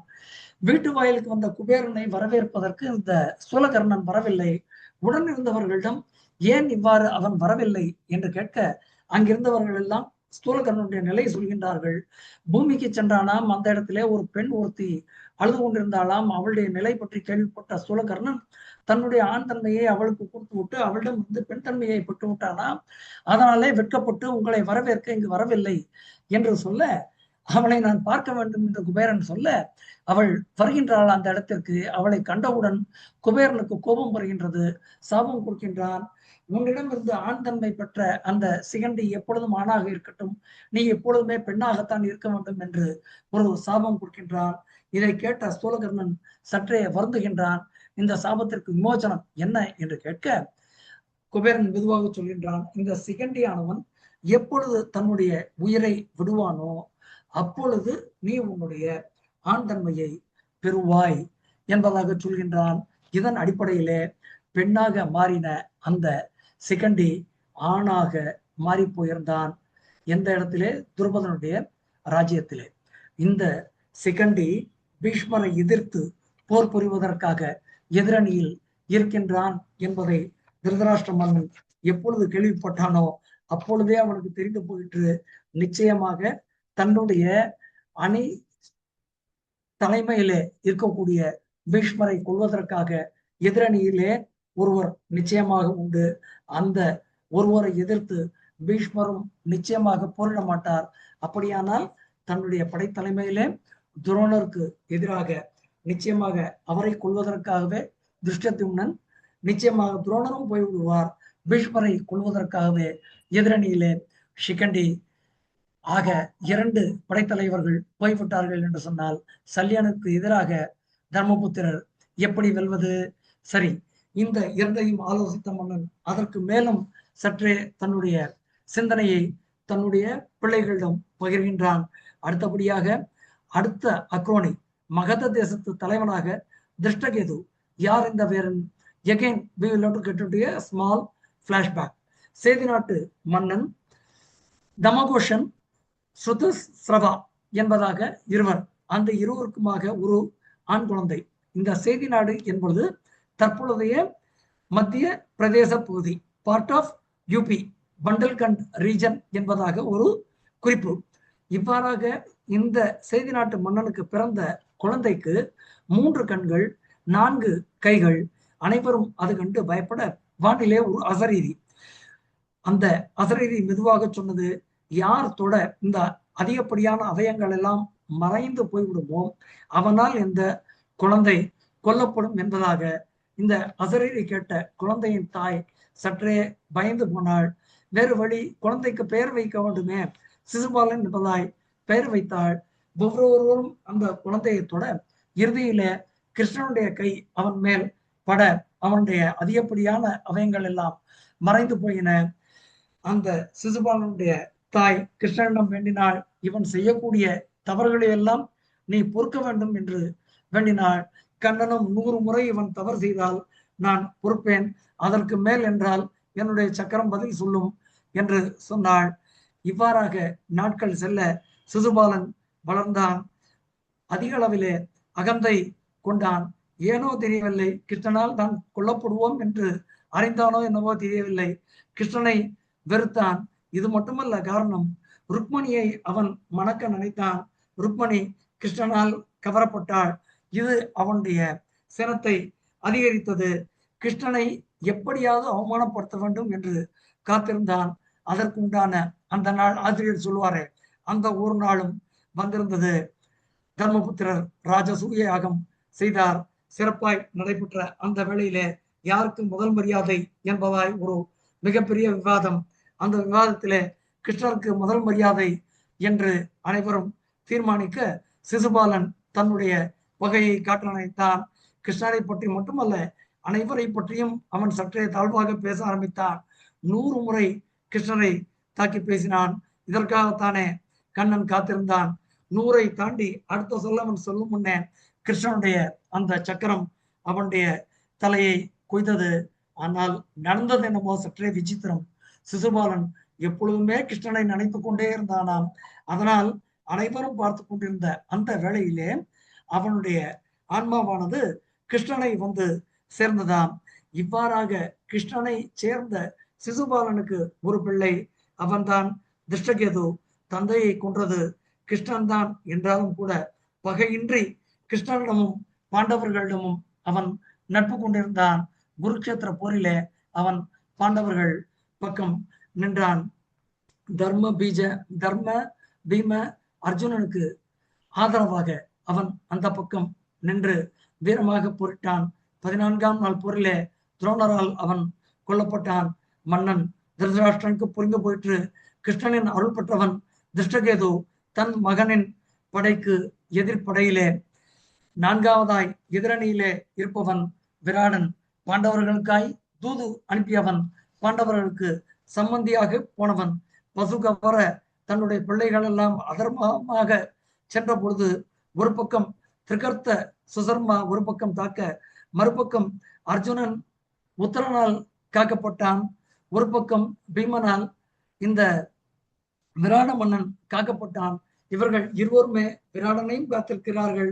விராடனுடைய புத்திரர்களையும் தங்களுடைய உயிர்களையும் பணயம் வைத்து காத்திருக்கின்றார்கள். இவர்களுக்காக எதுவும் செய்யக்கூடிய நிலையிலே எதிரணியிலே விராடன் எப்படிப்பட்ட பலம்! நன்றி காட்டுவதற்காய் விராடன் காத்து கொண்டிருக்கின்றான்.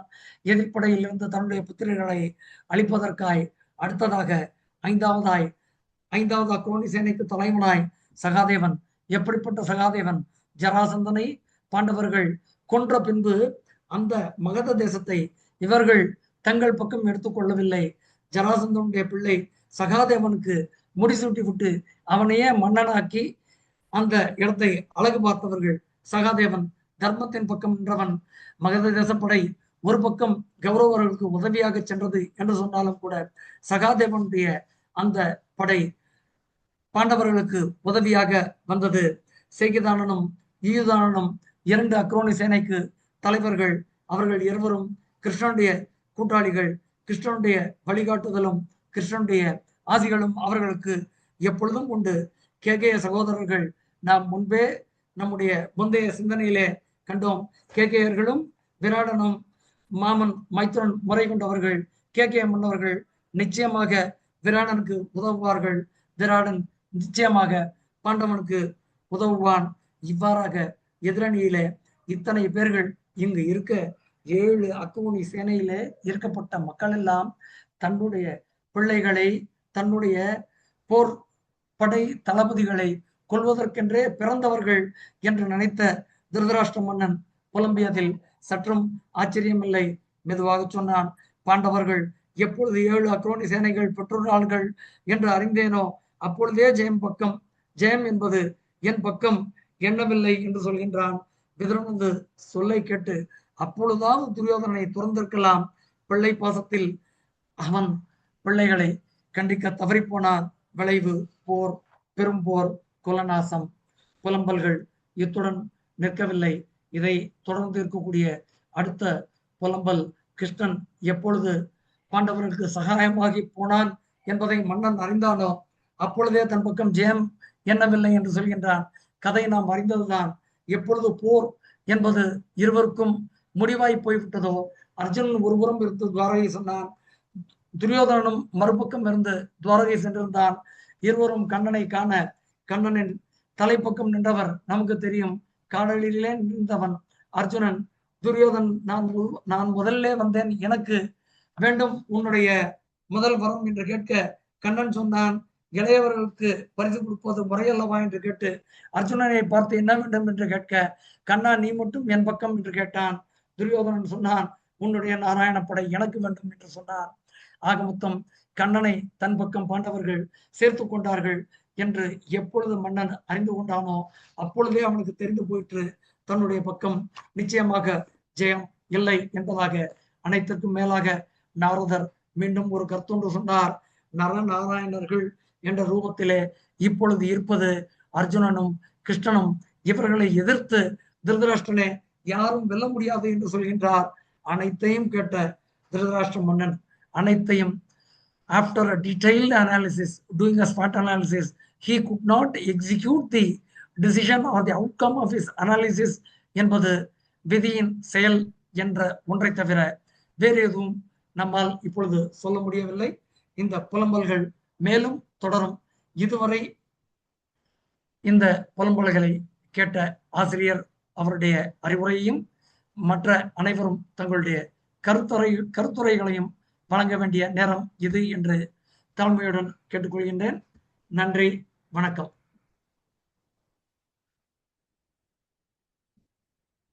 ஐயா, ஓவர் டு யூ. மழை ஓய்ந்ததா புயல் ஓய்ந்ததா என்று தெரியாமல் நாங்கள் அமர்ந்திருக்கின்றோம் நண்பர் அவர்களே.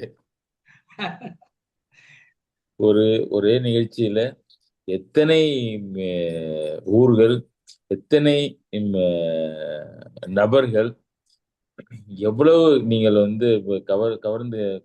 கவர் பண்ணிருக்கீங்கன்னு பார்த்தா ஆச்சரியமா இருக்கு. சஞ்சயன் பார்த்தேன், சல்லியன், சால்வன், சிகண்டி, பீஷ்மர், துரோணாச்சாரியர், துருபதன். ஐயோ, இதை பார்த்தீங்கன்னா அடுத்தது இப்ப இதுல என்னென்ன சப்ஜெக்ட் நீங்க கை வச்சிருக்கீங்கன்னா history, geography, maths, morality, administration by kings those டேஸ்ல, இப்ப இருக்கிற மாடர்ன் மேனேஜ்மெண்ட் பிரின்சிபிள்ஸ், ஒரு ஒரு ஒரு களஞ்சியம் தான் இன்று நாங்கள் கேட்டது.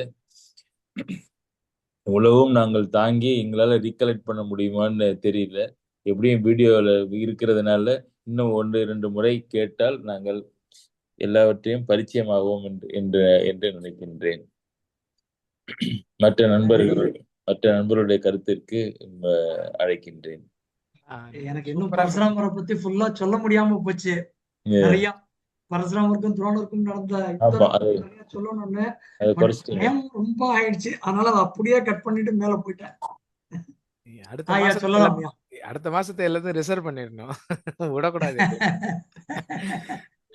அதாவது சார் சொன்ன மாதிரி 800 கிலோமீட்டர் நீங்க சொன்னதுல இருந்து ஆரம்பிச்சு ஹிஸ்டரி, ஜியாகிரபின்னு எல்லா அட்மினிஸ்ட்ரேஷன்ல இருந்து ஆரம்பிச்சு எல்லாத்தையும் எங்களுக்கு சொன்னீங்க. திருதராஷ்டிரன் எப்படி அந்த சேனைகளை பார்த்து அயர்ந்தான் என்று நீங்கள் சொன்னீர்களோ அது போல நாங்கள் அயர்ந்தோம். அதாவது அவ்வளவு அழகான செய்திகள். இந்த அழகு நீங்க ஒரு அளவுக்கு தான் இல்லையா மனிதனால எடுத்துக்க முடியும். திடீர்னு பிரத்யட்சமா நின்ட்டாருன்னு வச்சுக்கோங்களேன், நம்மளால எடுத்துக்க முடியாதுன்னு சொல்லுவாங்க. அது மாதிரி கேள்விப்பட்டிருக்கீங்களா? நான் தான் கடவுள்னு ஒருத்தர் நின்னா சும்மா சிரிச்சுட்டு போயிருப்பாங்க. ஏன்னா அந்த கடவுளோட இருப்ப கிரகிக்கிற அளவு கூட மனிதனுக்கு அந்த அவ்வளவு சக்தி இல்லைன்னு சொல்லுவாங்க. அது மாதிரி கடவுளர்களுடைய இந்த கதைகளை நம்ம வான்மீகி ராமாயண அந்த இவரோட ஒரிஜினல் டெக்ஸ்ட்லயே, வியாசரோட ஒரிஜினல் டெக்ஸ்ட்லயே இது அத்தனையும் இருக்குது அப்படிங்கறதுதான் இதுல பியூட்டி. எத்தனை வருஷமா அதாவது இந்த பிளாக் செயின் ஒரு கான்செப்ட் இருக்கு சாய்ராம் சார், உங்களுக்கு நல்லா தெரிஞ்சிருக்கு, லாஜிஸ்டிக்ஸ்லாம். அந்த காலத்துல இருந்த ஒரு ஹியூமன் பிளாக் செயின்னா 2 விஷயம். ஒண்ணு வேதம், 2வது இந்த மகாபாரதம். அதாவது வழியா ஒவ்வொரு மனிதனுக்கிட்டையும் அதை சொல்லிக்கிட்டே இருக்கணும். ஏன்னா நீங்க எழுத முடியாது, எழுதா கிழமைங்கிறதால எழுத முடியாது, எழுதி ஒரு இடத்துல வைக்க முடியாது. எழுதி ஒரு இடத்துல வச்சுட்டா இடைச்செருகள் பாசிபிள். இப்ப நான் உங்ககிட்ட டைரக்டியா இந்த கொடுத்துட்டேன், காலைல எந்திரிச்சு டெய்லி 10 பாராயணம் பண்ணணும், நாளைக்கு 20 சொல்லணும், நாளைக்கு 30 சொல்லணும்னு சொல்லிட்டேன்னு வச்சுக்கோங்களேன், மொத்த வேதமும் உங்க மண்டைக்குள்ள இருக்கும். நான் அதை 100 முறை வெரிஃபை பண்ணிருப்பேன், வேற ஒரு சீடர்களுக்கு வேற சொல்லி கொடுத்துருப்பேன். So registers is kept in 100 of people's head by one guru. அப்ப அந்த குரு வழியா அத்தனை சீடர்களும் அதே விஷயத்த ஒப்பிப்பாங்க. ஒருத்தன் தப்பா ஒப்பிச்சானா இன்னொருத்தன் ஒரு 99 பேர் போய் கரெக்ட் பண்ணுவான். பிளாக் செயின் கான்செப்டே இவ்வளவு பிரமாதமா இவ்வளவு வருஷமா எத்தனை கேரக்டர்ஸ், எவ்வளவு இன்ட்ரிகேட் ஸ்டோரிஸ். எனக்கு வந்து ஆச்சரியம் தாங்கவே முடியல. மகாபாரதம் வந்து எப்பயுமே வந்து ஒரு ஆச்சரியத்தை கொடுக்கக்கூடிய ஒரு பெரிய ஒரு பாரத கதைங்கிறதுல சந்தேகமே இல்லை. அதை இப்படி எடுத்து நன்றி ஐயா, சொல்லவும் நன்றி. ஆள் இல்லை. அதனால வந்து நீங்க வந்து யூடியூப்ல இப்படி பதிவு பண்றது எத்தனையோ பேருக்கு பின்னாடி வந்து உபயோகமா இருக்க போது. இதுவும் ஒரு என்ன சொல்லுங்க, ஆத்தென்டிக் ரெஜிஸ்டர்னு நம்ம எடுத்துக்கணும். இப்ப நிறைய இப்பெல்லாம் டெக்ஸ்ட், நன்றி ஐயா, நன்றி. அதனால இவ்வளவு அதை வந்து அனலைஸ் பண்ணி கிராஸ் வெரிஃபிகேஷனோட இப்படி, அதாவது எங்க இருந்து ஆரம்பிக்கிறீங்கன்னா அந்த சேனையில இருந்து ஆரம்பிச்சு, இவன் யாரு கூட நீ எதிர்த்தாப்புல நிக்கிறானே, இவன் யாரு தெரியுமா, அவன் யாரு தெரியுமா, ஏன் வந்து திருதராஷ்டிரன் வந்து பயப்படுறான் தெரியுமா, அப்படி பேக் ட்ராக் பண்ணி போறதுனால ரொம்ப பிரமாதமா இன்னைக்கு அமைந்தது. எங்களுக்கு ரொம்ப பிடிச்சிருந்தது. நன்றி உங்களுடைய நன்றி ஐயா. உழைப்புக்கு நன்றி ஐயா, உங்களுடைய இந்த ஸ்ரத்தைக்கு நன்றி. ரொம்ப ரொம்ப சந்தோஷம்யா, ரொம்ப சந்தோஷம். நன்றிங்க. நன்றி நன்றி. நீங்க வந்திருந்தது பெரும் மகிழ்ச்சி ஐயா. கொஞ்ச நாள் எனக்கு மிஸ் அதான் பண்ணிட்டேன். கடவுள் கொடுத்த கிருபை தான். ஏன்னா பல இது வரவே முடியல. அண்ணன் திட்டிகிட்டே தான் இருக்காங்க. ரொம்ப கஷ்டமா இருக்கு. ரொம்ப நன்றிங்க, ரொம்ப நன்றி. நன்றி நன்றி நன்றி ஐயா. வணக்கம் சார். சார் வணக்கம். ஆசிரியர் சொன்னபடி மழை பெஞ்சு கொஞ்ச மாதிரி தான் இருக்கு. ரொம்ப ஃப்ளோ அவ்வளவு நல்லா இருந்தது. நிறைய நன்றி. அவர் சொன்ன மாதிரி அந்த ஜியாகிரபி எல்லாம் கூட சொல்றீங்க. எல்லாம் மத்திய பிரதேஷ் இருந்து உத்தரப்பிரதேஷ் அந்த நகரம் அப்படி எல்லாம் இருந்து எல்லாம் கூட கரெக்டா சொல்றீங்க நீங்க. ஆமா. சோ அதெல்லாம் ரொம்ப அது எனக்கு பிடிச்சிருந்தது. அது ஏன் சொல்றேன்னாக்க, ஏதோ ஒரு 6 வருஷ காலம் ஆயிடுச்சு ஃபர்ஸ்ட் இன்னிங்ஸ் சொல்லும் போது நம்ம யோசிக்க வேண்டியிருக்கு. 6 வருஷமா ஆயிருக்கும் நடந்து போயிட்டு பார்த்து பேசுறதுக்கு அப்படின்னு ஒரு திங்கிங் வரும் இல்லையா? கார்ல போனாலே 20 மணி நேரம் 20 மணி நேரம் நடந்து சொன்னீங்க போறதுக்கு நீங்க. எவ்வளவு கஷ்டப்பட்டிருப்பாங்க ஆமா. அதுக்காக. ஓகே. அப்புறம் எல்லா கேரக்டர் சொன்னீங்க. சிசுபாலன் பேக்ரவுண்ட் எல்லாம் இன்னைக்கு தான் தெரிஞ்சுக்கிட்டேன். பேக்ரவுண்ட் எனக்கு தெரியாதுக்கு முன்ன. ஏதோ சிசுபால் கேள்விப்பட்டிருக்கேன். அது கொஞ்சம் நல்லா தெரிஞ்சுக்கிட்டேன். அல்டிமேட்டா அந்த SWOT அனாலிசிஸ் சொன்னீங்க. SWOT analysis is management principle. அது ஒவ்வொருத்தரும் ஒவ்வொரு நாளும் பண்ண வேண்டிய அந்த SWOT அனாலிசிஸ் இது. அது அதை பத்தி நல்லா ஸ்ட்ரெஸ் பண்ணி சொன்னீங்க சார். ரொம்ப ரொம்ப நல்லா இருந்தது. நன்றி. Thank you sir. அதுல என்ன பியூட்டின்னா, SWOT அனாலிசிஸ் பண்ணது மேட்டர் கிடையாது. SWOT அனாலிசிஸ் பண்ணிட்டு என்ன டிசிஷன் எடுக்கணும், அதை எக்ஸிக்யூட் பண்ணாம விட்டுட்டாரு. டிசிஷன் எடுக்கணும். அது எக்ஸிகியூஷன்ல இருக்கிற பிரச்சனை. நம்ம துரியோதனன் ஏத்துக்கணும். ரொம்ப பிரமாதம். எடுத்துக்காமலே விட்டுட்டாங்கன்றதுதான் உண்மை. ஆமா, உண்மைதான்.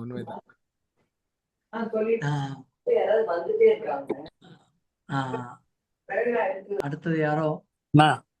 வணக்கம் சார். வணக்கம். என்ன மிக அருமை. நான் சொல்ல வேண்டிய நினைச்சதெல்லாம் சங்கர் சொல்லிட்டாரு. Sorry sir. அதனால வந்து அதுக்கு மேல எதுவும் சொல்றதுக்கு இல்ல. அதனால அவர் சொன்னது அப்படியே நான் ஓடிட்டு இன்னும் நீங்க நிறைய கேட்டதுல இது ஒன்னாவது ஒரு முக்கிய சிறப்பான ஒரு பேச்சுன்னு நான் நினைக்கிறேன். நான் உங்க கேட்டதுல நல்ல அப்படியே இருந்தது. எங்கேயும் ஒண்ணுமே ஒரு இன்டரப்ஷனே இல்ல. அப்படியே ஒரு தெளிவான நீரோடை மாதிரி போயிட்டு இருந்தது. நன்றி, வணக்கம். Thank you sir. குமார் சார் இந்த மாதிரி பேஸ் வந்து பிரமாதமா பிடிச்சிட்டீங்க. ஓடுறதெல்லாம் இல்ல, ரொம்ப பிரமாதமா இருக்கு பேஸ். ரொம்ப நல்லா இருக்கு. Thank you sir. ஹலோ, கேக்குதா? அண்ணா சார் சொல்லுங்க. ரொம்ப சொல்லுங்க, கேக்குறது. ஆரம்பம் முதல் இறுதி வரை விறுவிறுப்பாக உள்ள ஒரு பல முடிச்சுகள் கொண்ட மிகப்பெரிய ஒரு ஸ்டோரியினுடைய சிக்கல்கள் அனைத்து எங்கெங்கே இருந்து எங்கெங்கே பிரிக்கின்றன, எங்கெங்கே அதனுடைய கிளைகள் போகின்றன, யார் யார் எங்கிருந்து வந்தார்கள் என்பதை இன்றைய கதை கேட்டவர்களுக்கு எல்லாருக்கும் புரியும். முடிவை எழுதிய பிறகுதான் மகாபாரத கதையை கண்ணன் எழுதியிருப்பான் என்று எனக்கு தோன்றுகிறது. ஏன்னா மேல்நாட்டுல ஒரு சிலருக்கு இந்த வழக்கம் இருந்ததா சொல்றாங்க. பாத்திரங்களை உற்பத்தி செய்து விட்டு அவற்றுடைய முடிவை முதலில் தீர்மானித்து கொண்டு விட்டுதான் கதை எழுதுவார்களாம். அதனால இந்த முடிவை எழுதியது கண்ணன். அது எப்படி சாதிக்கணுமோ அப்படி சாதித்தான். விநாசகாலே விபரீத புத்தி என்று சொல்லும் போது இதற்கு ஒரு முறை நான் ஒரு பெரியவர் சொல்ல கேட்டேன். கண்ணன் துரியோதனனுக்கு எல்லா தர்மத்தையும் தூது சமயத்தில் எடுத்து சொன்ன போது, கண்ணா நீ சொல்வதை விட எனக்கு எல்லா தர்மங்களும் தெரியும், ஆனாலும் என் மனம் இந்த வழியில் தான் போகிறது, என்னை மாற்ற முடியாது என்று கண்ணனுக்கு பதில் சொன்னானா. மகாபாரதத்துல ஒரு சில இடங்களுக்கு நமக்கு இன்னும் விடை தெரியவில்லை. அதாவது எந்த இடம்னு கேட்டா, விசித்திர வீரியனுக்கு பெண் பார்ப்பதற்காக பீஷ்மர் நித்திய பிரம்மச்சாரியா இருந்த பீஷ்மர் ஏன் போகணும் தெரியல. ஒரு இடத்துல சத்தியவதி சொல்லி சந்தனுவுக்கு இந்த நாட்டை காக்கும்படியான ஒரு செயலை நான் மேற்கொள்கிறேன் என்று சந்தனுவுக்கு பீஷ்மர் வாக்குறுதி கொடுத்தாருன்னு சொல்றாங்க. அதன் அடிப்படையிலே அவருக்கு விசித்திரவீரனுக்கு பெண் பார்த்து வைக்கும்படியான பொறுப்பு அவருக்கு அதனால் தான் உணர்ந்து செய்தாரா, அல்லது தான் மறுத்தார் என்றும் சத்தியவதி வற்புறுத்திய பிறகு நீதான் இதை செய்ய விட்ட கட்டளையாக சொன்ன பிறகு அவர் ராஜ்யம் இல்லாத அவரும் ஒரு பிரஜை என்ற முறையிலே ராணிக்கு கட்டுப்பட்டவர் செய்தார் என்று சிலர் சொல்லுகிறார்கள். இது ஒரிஜினல் பாரதம் என்ன சொல்லுகிறது தெரியவில்லை. இந்த ஒரு கேள்விக்கு நமக்கு அங்க பதில் இல்லை.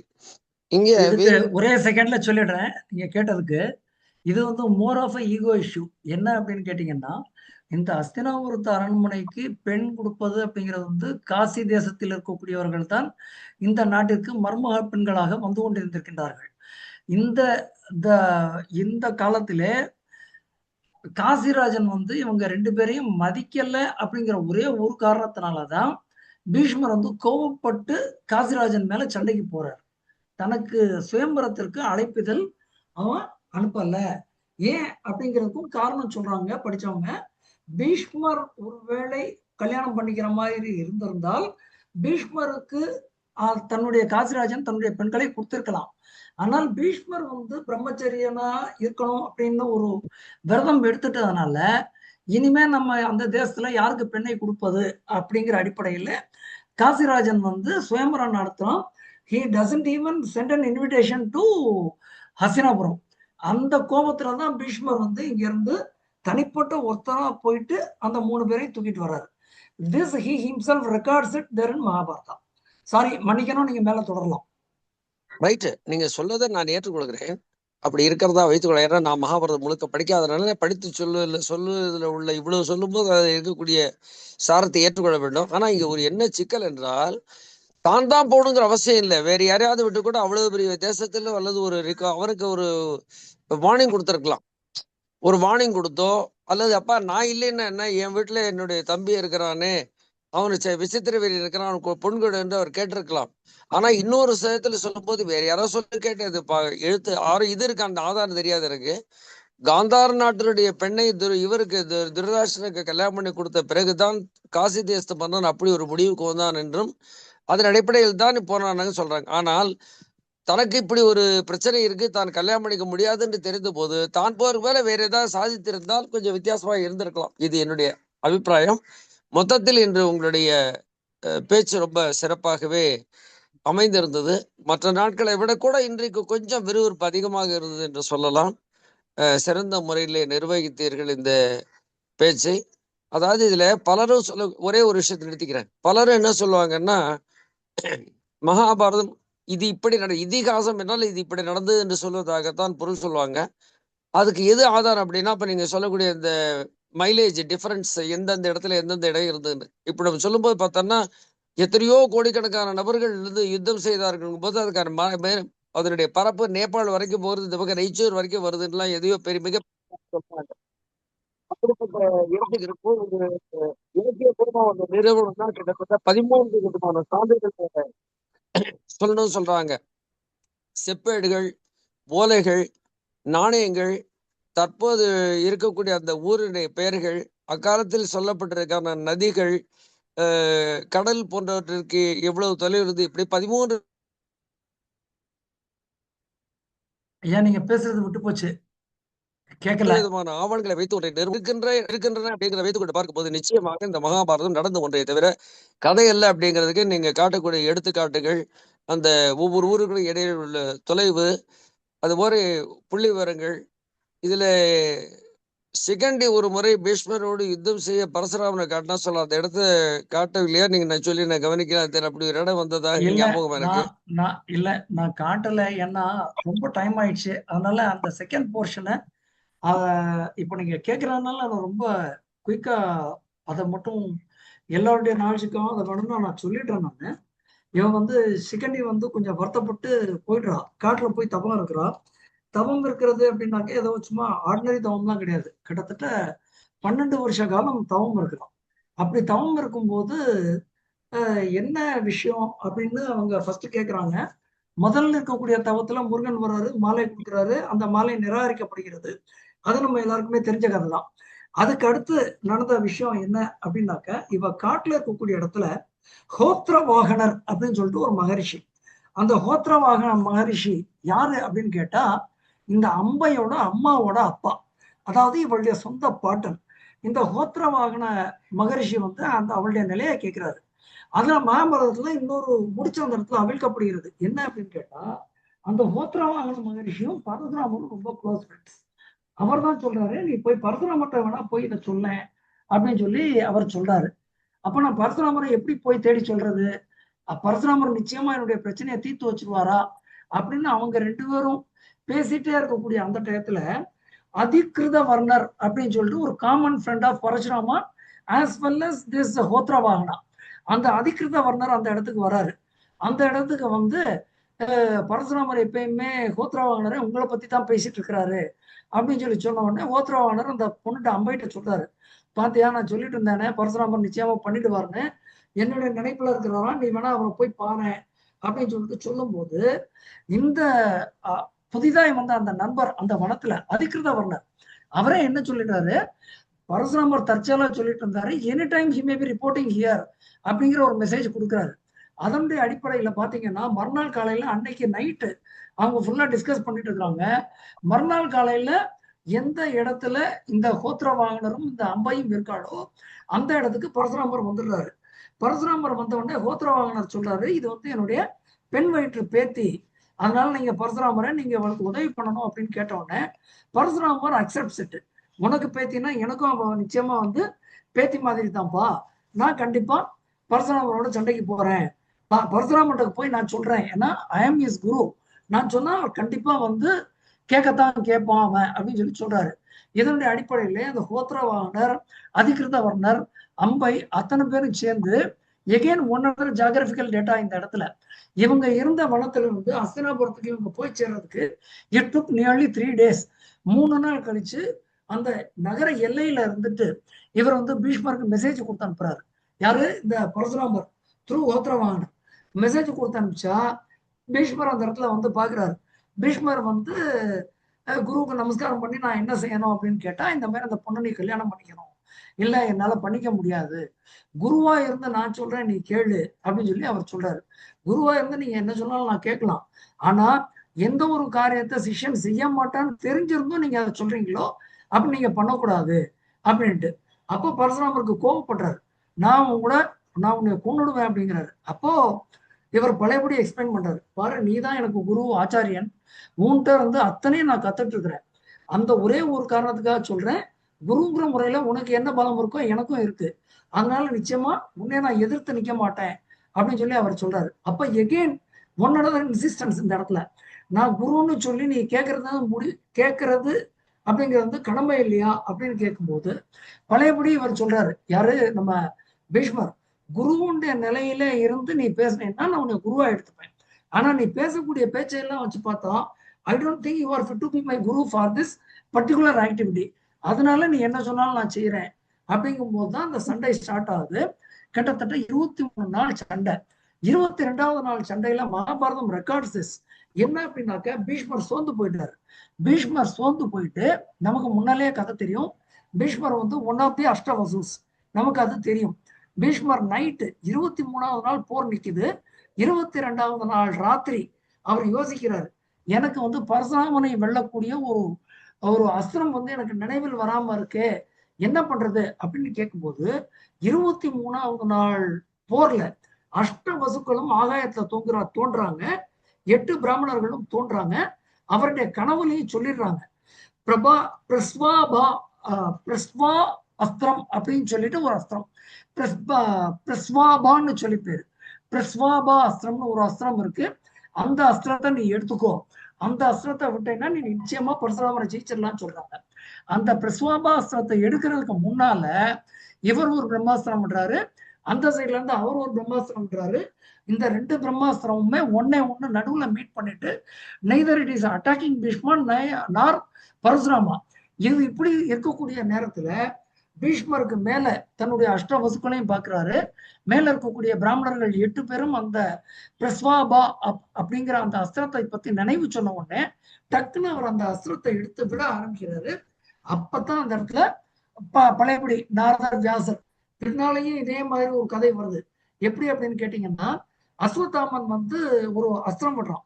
பிரம்மசிரஸ் அப்படின்னு ஒரு அஸ்திரத்தை விட்டு பாண்டவர்கள் குலமே அழிச்சு போட்டும் அப்படின்னு விடும்போது, அதுக்கு ஆப்போசிட் சைட்ல இருந்து அர்ஜுனனும் விடும்போது, அர்ஜுனன் ஒரு பக்கமும் வியாசன் ஒரு பக்கமும் நின்று 2 அஸ்திரத்தையும் தடுத்து நிறுத்துறாங்க. Arjunan recalls that astra, whereas Aswathama doesn't like to recall it. It goes and hits Subhadra's அந்த கரு கலைஞ்சு போயிடுது. தட்ஸ் உத்தரனுடைய கர்ப்பத்துல இருக்கக்கூடிய அந்த கரு கலைஞ்சு போயிடுது. அதே மாதிரி இந்த ஸ்டேஜ்ல பெரியவங்க எல்லாம் சேர்ந்து நின்று மத்தியஸ்தம் பண்றாங்க. இந்த யுத்தத்தை நீங்க தயவு பண்ணி நிறுத்திடணும் அப்படின்னு சொல்லிட்டு, வேற வழி இல்லாம பரசுராமர் அந்த யுத்தத்தை நிறுத்திடுறாரு. பீஷ்மர் அதுக்கு கட்டுப்பட்டு போறாரு. அதுக்கு அடுத்தபடியாத்தான் பரசுராமர் சொல்றாரு, அம்மா எனக்கு வேற வழியே இல்லை, நீ கிளம்பி போயிடு அப்படின்னு சொல்றாரு. அந்த கோபத்துலதான் அவ பழையபடி 12 ஆண்டு காலம் தபஸ் பண்றா. அப்போ அதுல இருந்து தபஸ் பண்ணும்போது கூட கங்கையே பிரத்யட்சமாய் வரா. கங்கையை பிரத்யட்சமாய் நீ ஏமா இந்த மாதிரி ஒரு தபஸ் பண்ணன்னு கேட்கும்போது, I would like to kill Bhishma அப்படின்னு சொல்லும் போது கங்கையை சொல்றது, he is one of the Ashtavasus, உன்னால நிச்சயமா அவனை கொல்ல முடியாது, இதுக்கு மேல நீ தபஸ் இருந்தேன்னா உன்னுடைய உடம்பு உருகி போயிடும் அப்படின்னு சொல்லிட்டு போறா. Despite that she continues her penance. அதனுடைய அடிப்படையில கங்கை சொன்னபடி அவளுடைய உடம்பு 2ஆ பிரிஞ்சிருது. இந்த அம்பையானவள் 2ஆக பிளக்கப்பட்டு ஒரு பகுதி நீரா மாறி அம்பை அப்படின்னு சொல்லக்கூடிய ஒரு நதியா மாறி போயிடுறா. அதுக்கு there is no trace here. அதை இன்னும் ரிசர்ச் பண்ணி பார்க்கணும். அந்த பாதி உடம்புலதான் அவர் 12 ஆண்டு காலம் தபசு பண்ணி அதை பண்றான். அந்த நீர்நிலையுடைய சிறப்பு என்ன அப்படிங்கிறதே மகாபாரதம் ஒரு சாபமா சொல்லுது. 8 மாத காலங்கள் மழை பெய்தால் மட்டுமே நீர் வரும், முதலைகள் நிறைந்திருக்கும், எந்த பிராணிகள் இருந்தாலும் அதெல்லாம் அதை பார்த்து பயப்படும். அதனால இந்த தவத்தை விடு அப்படின்னு நம்ம சொல்லி கேட்காம தபஸ் இருக்கிறதுனால ஒரு பகுதி இதோ நதியா, மறுபகுதி பெண்ணாய் மாறி அந்த தபசை முடிக்கிறாவ. இன்னும் மேல நிறைய செய்திகள் இருக்கு, என்னால இதை ஜாஸ்தி சொல்ல முடியல, காலத்தின் அருமை கருதி நிறுத்துகிறேன். தனிப்பட்ட முறையில உரையாடலாம். நன்றி. நன்றி.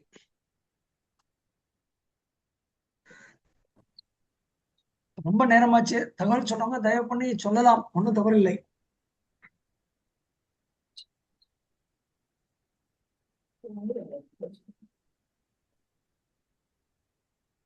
வணக்கம் சார்.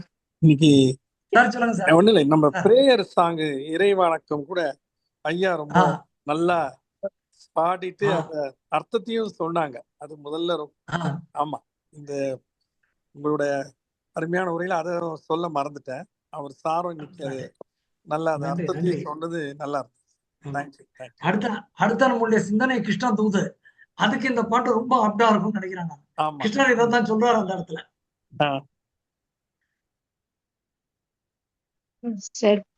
நான் பேசலாமா?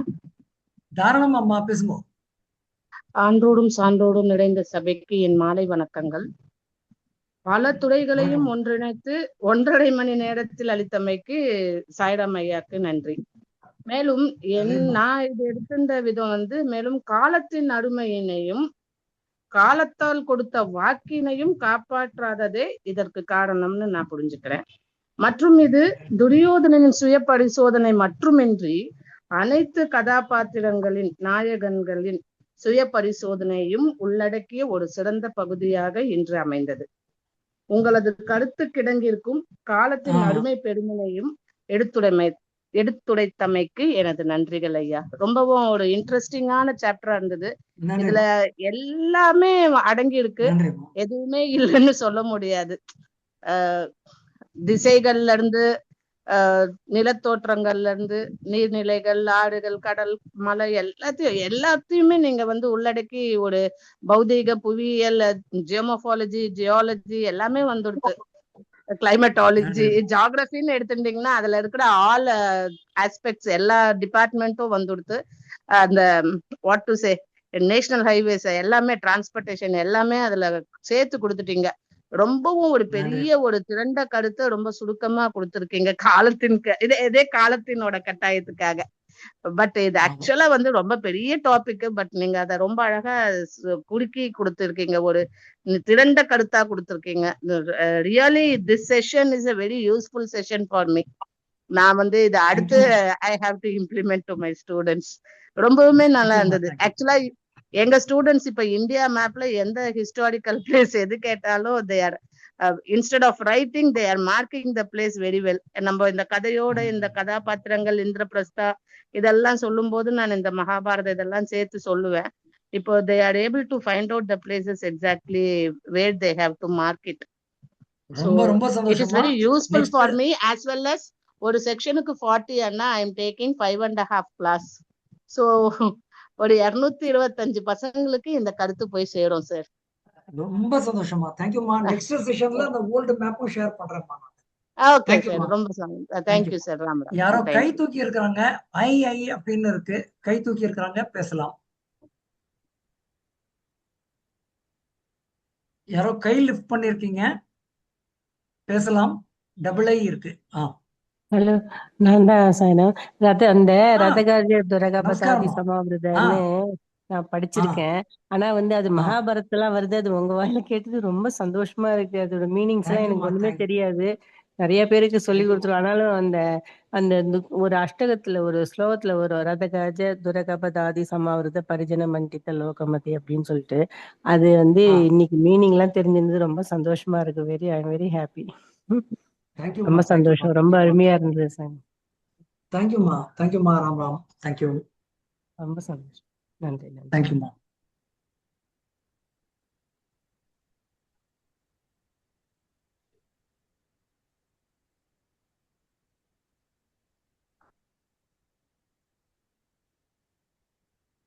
பாலாஜி இருக்காரு, அமைதியா இருக்காரு.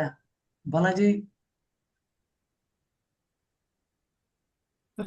நமஸ்காரம் சார். அனைவருக்கும் மாலை வணக்கங்கள். நமஸ்காரம். வணக்கம் பாலாஜி, சொல்லுங்க. இப்ப எல்லாரும் சொன்ன ஒரு பெரிய சப்ஜெக்ட். இத ஒரு துளி எடுத்து எப்படி சொல்றதுன்னு புரியல. அதுதான் விஷயம், வேற எதுவும் இல்லை. எல்லாரும் கஷ்டம் சொல்லி அதே மாதிரிதான் இங்க வந்து தோல்வி எடுத்து நம்ம தோத்துறதுக்காக சிந்தி வைக்கிறீங்க, நாங்க சிந்திக்கிறோம். அனலைசிஸ் ஏற்கனவே அனலைஸ் நம்ம எங்கெங்கெல்லாம் யூஸ் பண்ணிக்கணும், அதை நீங்க சொல்ற மாதிரியே நம்ம யூஸ் பண்ணணும். நன்றி, வணக்கம். நன்றி ஐயா. வேற கருத்துக்கள் இல்லைன்னாக்கா நீங்க கன்க்ளூட் பண்ணா பண்ணிடலாம் ஐயா. முடிச்சிருமா? ஆமா ஆசிரியர் ஐயா, நீங்க ஆப்ஷன் கேட்டுருங்க. யாரோ சொல்லணும்னா இல்லைன்னா முடிச்சிடலாம். Anyone else to share their views? Sir, can I sorry to interrupt? Yes, please sir. Sorry.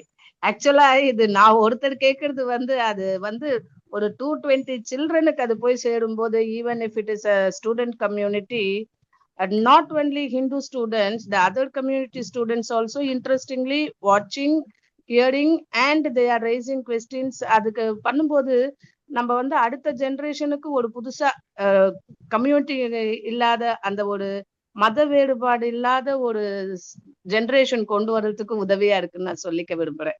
Excellent. You can directly share the link also with your students, so they can. Because நம்ம ஒரு holiday only, historical ஈவென்ட்னு வரும்போது இப்போ we have எங்களுக்கு லெசன்ல இருக்கு, இந்த tourism அந்த lesson எல்லாம் இருக்கு. அப்போ ஒரு பிளேஸோட அந்த அமைப்பு, ஏன் ஹரித்வார், ஏன் இது குருஷேத்ரா என்ன எல்லாம் கேட்கும். அதுல நம்ம குழந்தைகளை விட இந்த அதர் கம்யூனிட்டி சில்ட்ரன் கேட்டுண்டு அதை போய் வீட்டுல டாபிக் எழுதுன்னு போய் வீட்டுல போயிட்டு யூடியூப்ல பார்த்து, அதுக்கப்புறம் அது மிஸ் நீங்க சொன்ன பிளேஸ் இங்க இருக்கு, அந்த பிரயாக, இந்த இப்போ இந்த ரிவர்ஸ் சரஸ்வதி இண்டஸ் சிவிலைசேஷன்ல எல்லாம் பாத்தீங்கன்னா சரஸ்வதி ரிவரோட இம்பார்ட்டன்ஸ் இப்போ அது இல்ல, ஏன் இல்ல. சோ அதுல சுஹைல்னு ஒரு பையன் ரொம்ப அழகா கேட்டு, அதாவது அவங்களுக்கு வந்து சரியான ஒரு விதத்துல போய் நம்மளுடைய கருத்துக்கள் தெரியாததுனாலதான் they are talking something which is against. My feeling is. But அது ஒரு சரியான ஒரு எல்லாம் கலந்த ஒரு இதா நம்ம கொடுக்கும்போது, இவ்வளோ இந்த இடத்துல இவ்வளோ இருக்கா, இதுல இவ்வளோ இருக்கா அப்படின்னு ஒரு land which is connected with Epic எப்படிங்கிறது சொல்லும் போது, according to their culture, there food, every thing comes in that. அப்போ சொல்லும்போது இந்த மாதிரி இது பண்ணக்கூடாது, இப்படி கொடுத்த அந்த காலம் எவ்வளவு முக்கியம், அதெல்லாம் நம்ம நான் சோசியல் பீரியட்ல ஷேர் பண்ணுவேன். One day the principal asked about my feedback. பசங்க என்ன சொல்லிருக்குன்னா, மிஸ் பியாண்ட் சப்ஜெக்ட் சொல்லும் போது எங்களுக்கு இன்னும் கியூரியாசிட்டி அதிகமா ஆகுது மேம் சோசியல் மேலன்னுட்டு. அது with they have not told in front of me. அதை கேட்கும் போதே அதுலோட 70% which will I will surrender to Sairam sir 7th ஸ்டாண்டர்டுக்கு. ஐயோ, நீங்க சாரோட லெக்சர் ரெகுலரா வாங்க, சாரோட லெக்சர் கேளுங்க, திருக்குறள்ல இருந்து நிறைய விஷயங்கள் சார் சொல்லிட்டு இருக்காங்க அப்படின்னுட்டு. சோ அது கரெக்டான நேரத்துல அந்த குழந்தைங்க மனசுல போகும்போது தான் என் ஸ்டூடெண்ட்ஸ் யாருமே ஒருத்தர் அடிச்சு பேசிக்க மாட்டான். எல்லாம் அந்த அன்பா அந்த யூனிட்டியா ஒரு கிளாஸ்ங்கிறது ஒரு ஃபேமிலி மாதிரி இருக்கும். அந்த மாதிரி ஒரு எல்லா கம்யூனிட்டியுமே அன்பா பேசி இது பண்ணிக்கிற மாதிரி. So my class will be different in my school, whole school. நான் அந்த மாதிரி பசங்களுக்கு இன்னும் இன்ட்ரெஸ்ட் இது அதிகப்படுத்துது. ஏன்னா திரண்ட கருத்தா நீங்க கொடுக்கும்போது அதை நான் கொஞ்சம் பாயிண்ட் எழுதி வச்சிருந்தேன். அந்த லெசன் எடுக்கும்போது அது கூட அதை அப்படி கொஞ்சம் ஒரு 20 minutes லெசன் எடுத்துட்டு அப்புறம் 10 minutes இதை கொண்டு வரும்போது they all feel very energetic. அதை பற்றியே பேசிட்டு போகும் வரும். So something which is new to them and they are getting exact location, அந்த டிஸ்டன்ஸ், கிலோமீட்டர்ஸ், ஏன்ஷியன்ட் நேம், அதுக்கு எப்படி ரிலேட்டடா ஆறுது, அதெல்லாம் it is very amazing you know. அது பசங்களுக்கு போய் சேரும்போது இப்போ நம்ம வளர்ந்துட்டோம், ஆனா பெரியவங்க அதை சொல்ற விதத்துல பசங்களுக்கு போய் சேரும்போது தே ஆர் கெட்டிங் பெனிஃபிட்டட். வீட்டுல போயிட்டு ஒரு சின்ன எக்ஸாம்பிள் என்னன்னா, ஒரு முஸ்லீம் பையன் புள்ளியார் சதுர்த்தி அன்னைக்கு இல்லன்னு என்னை கூட்டின்னு போய் எல்லா பிள்ளையாரையும் நான் பாத்துட்டு வரணும்னு போய் நின்று எல்லா பிள்ளையாரும் சேவிச்சுட்டு வந்தது ட்ரிப்ளிகேன்ல. அதுதான் அது ஒரு பெரிய ஒரு இதா இருந்தது, அவங்க அம்மா சொன்னாங்க. அதனால thank you sir. Your service is very noble and we appreciate and wish you all the best. Thank you sir. Thank you sir. Thank you very much. Thank you sir. Time is nearly 6. Sairam அவர்களுக்கு நன்றியை சொல்லி இத்தனை நேரம் இருந்து கேட்டு அவரை வாழ்த்திய மற்ற எல்லோருக்கும் என்னுடைய நன்றியை பாராட்டுதலையும் சொல்லி விடைபெறுகின்றேன். Next week will be back to Valli Thirumanam என்று சொல்லி முடிக்கின்றேன். நன்றி, வணக்கம். நன்றிண்ணா. Thank you sir. நன்றி.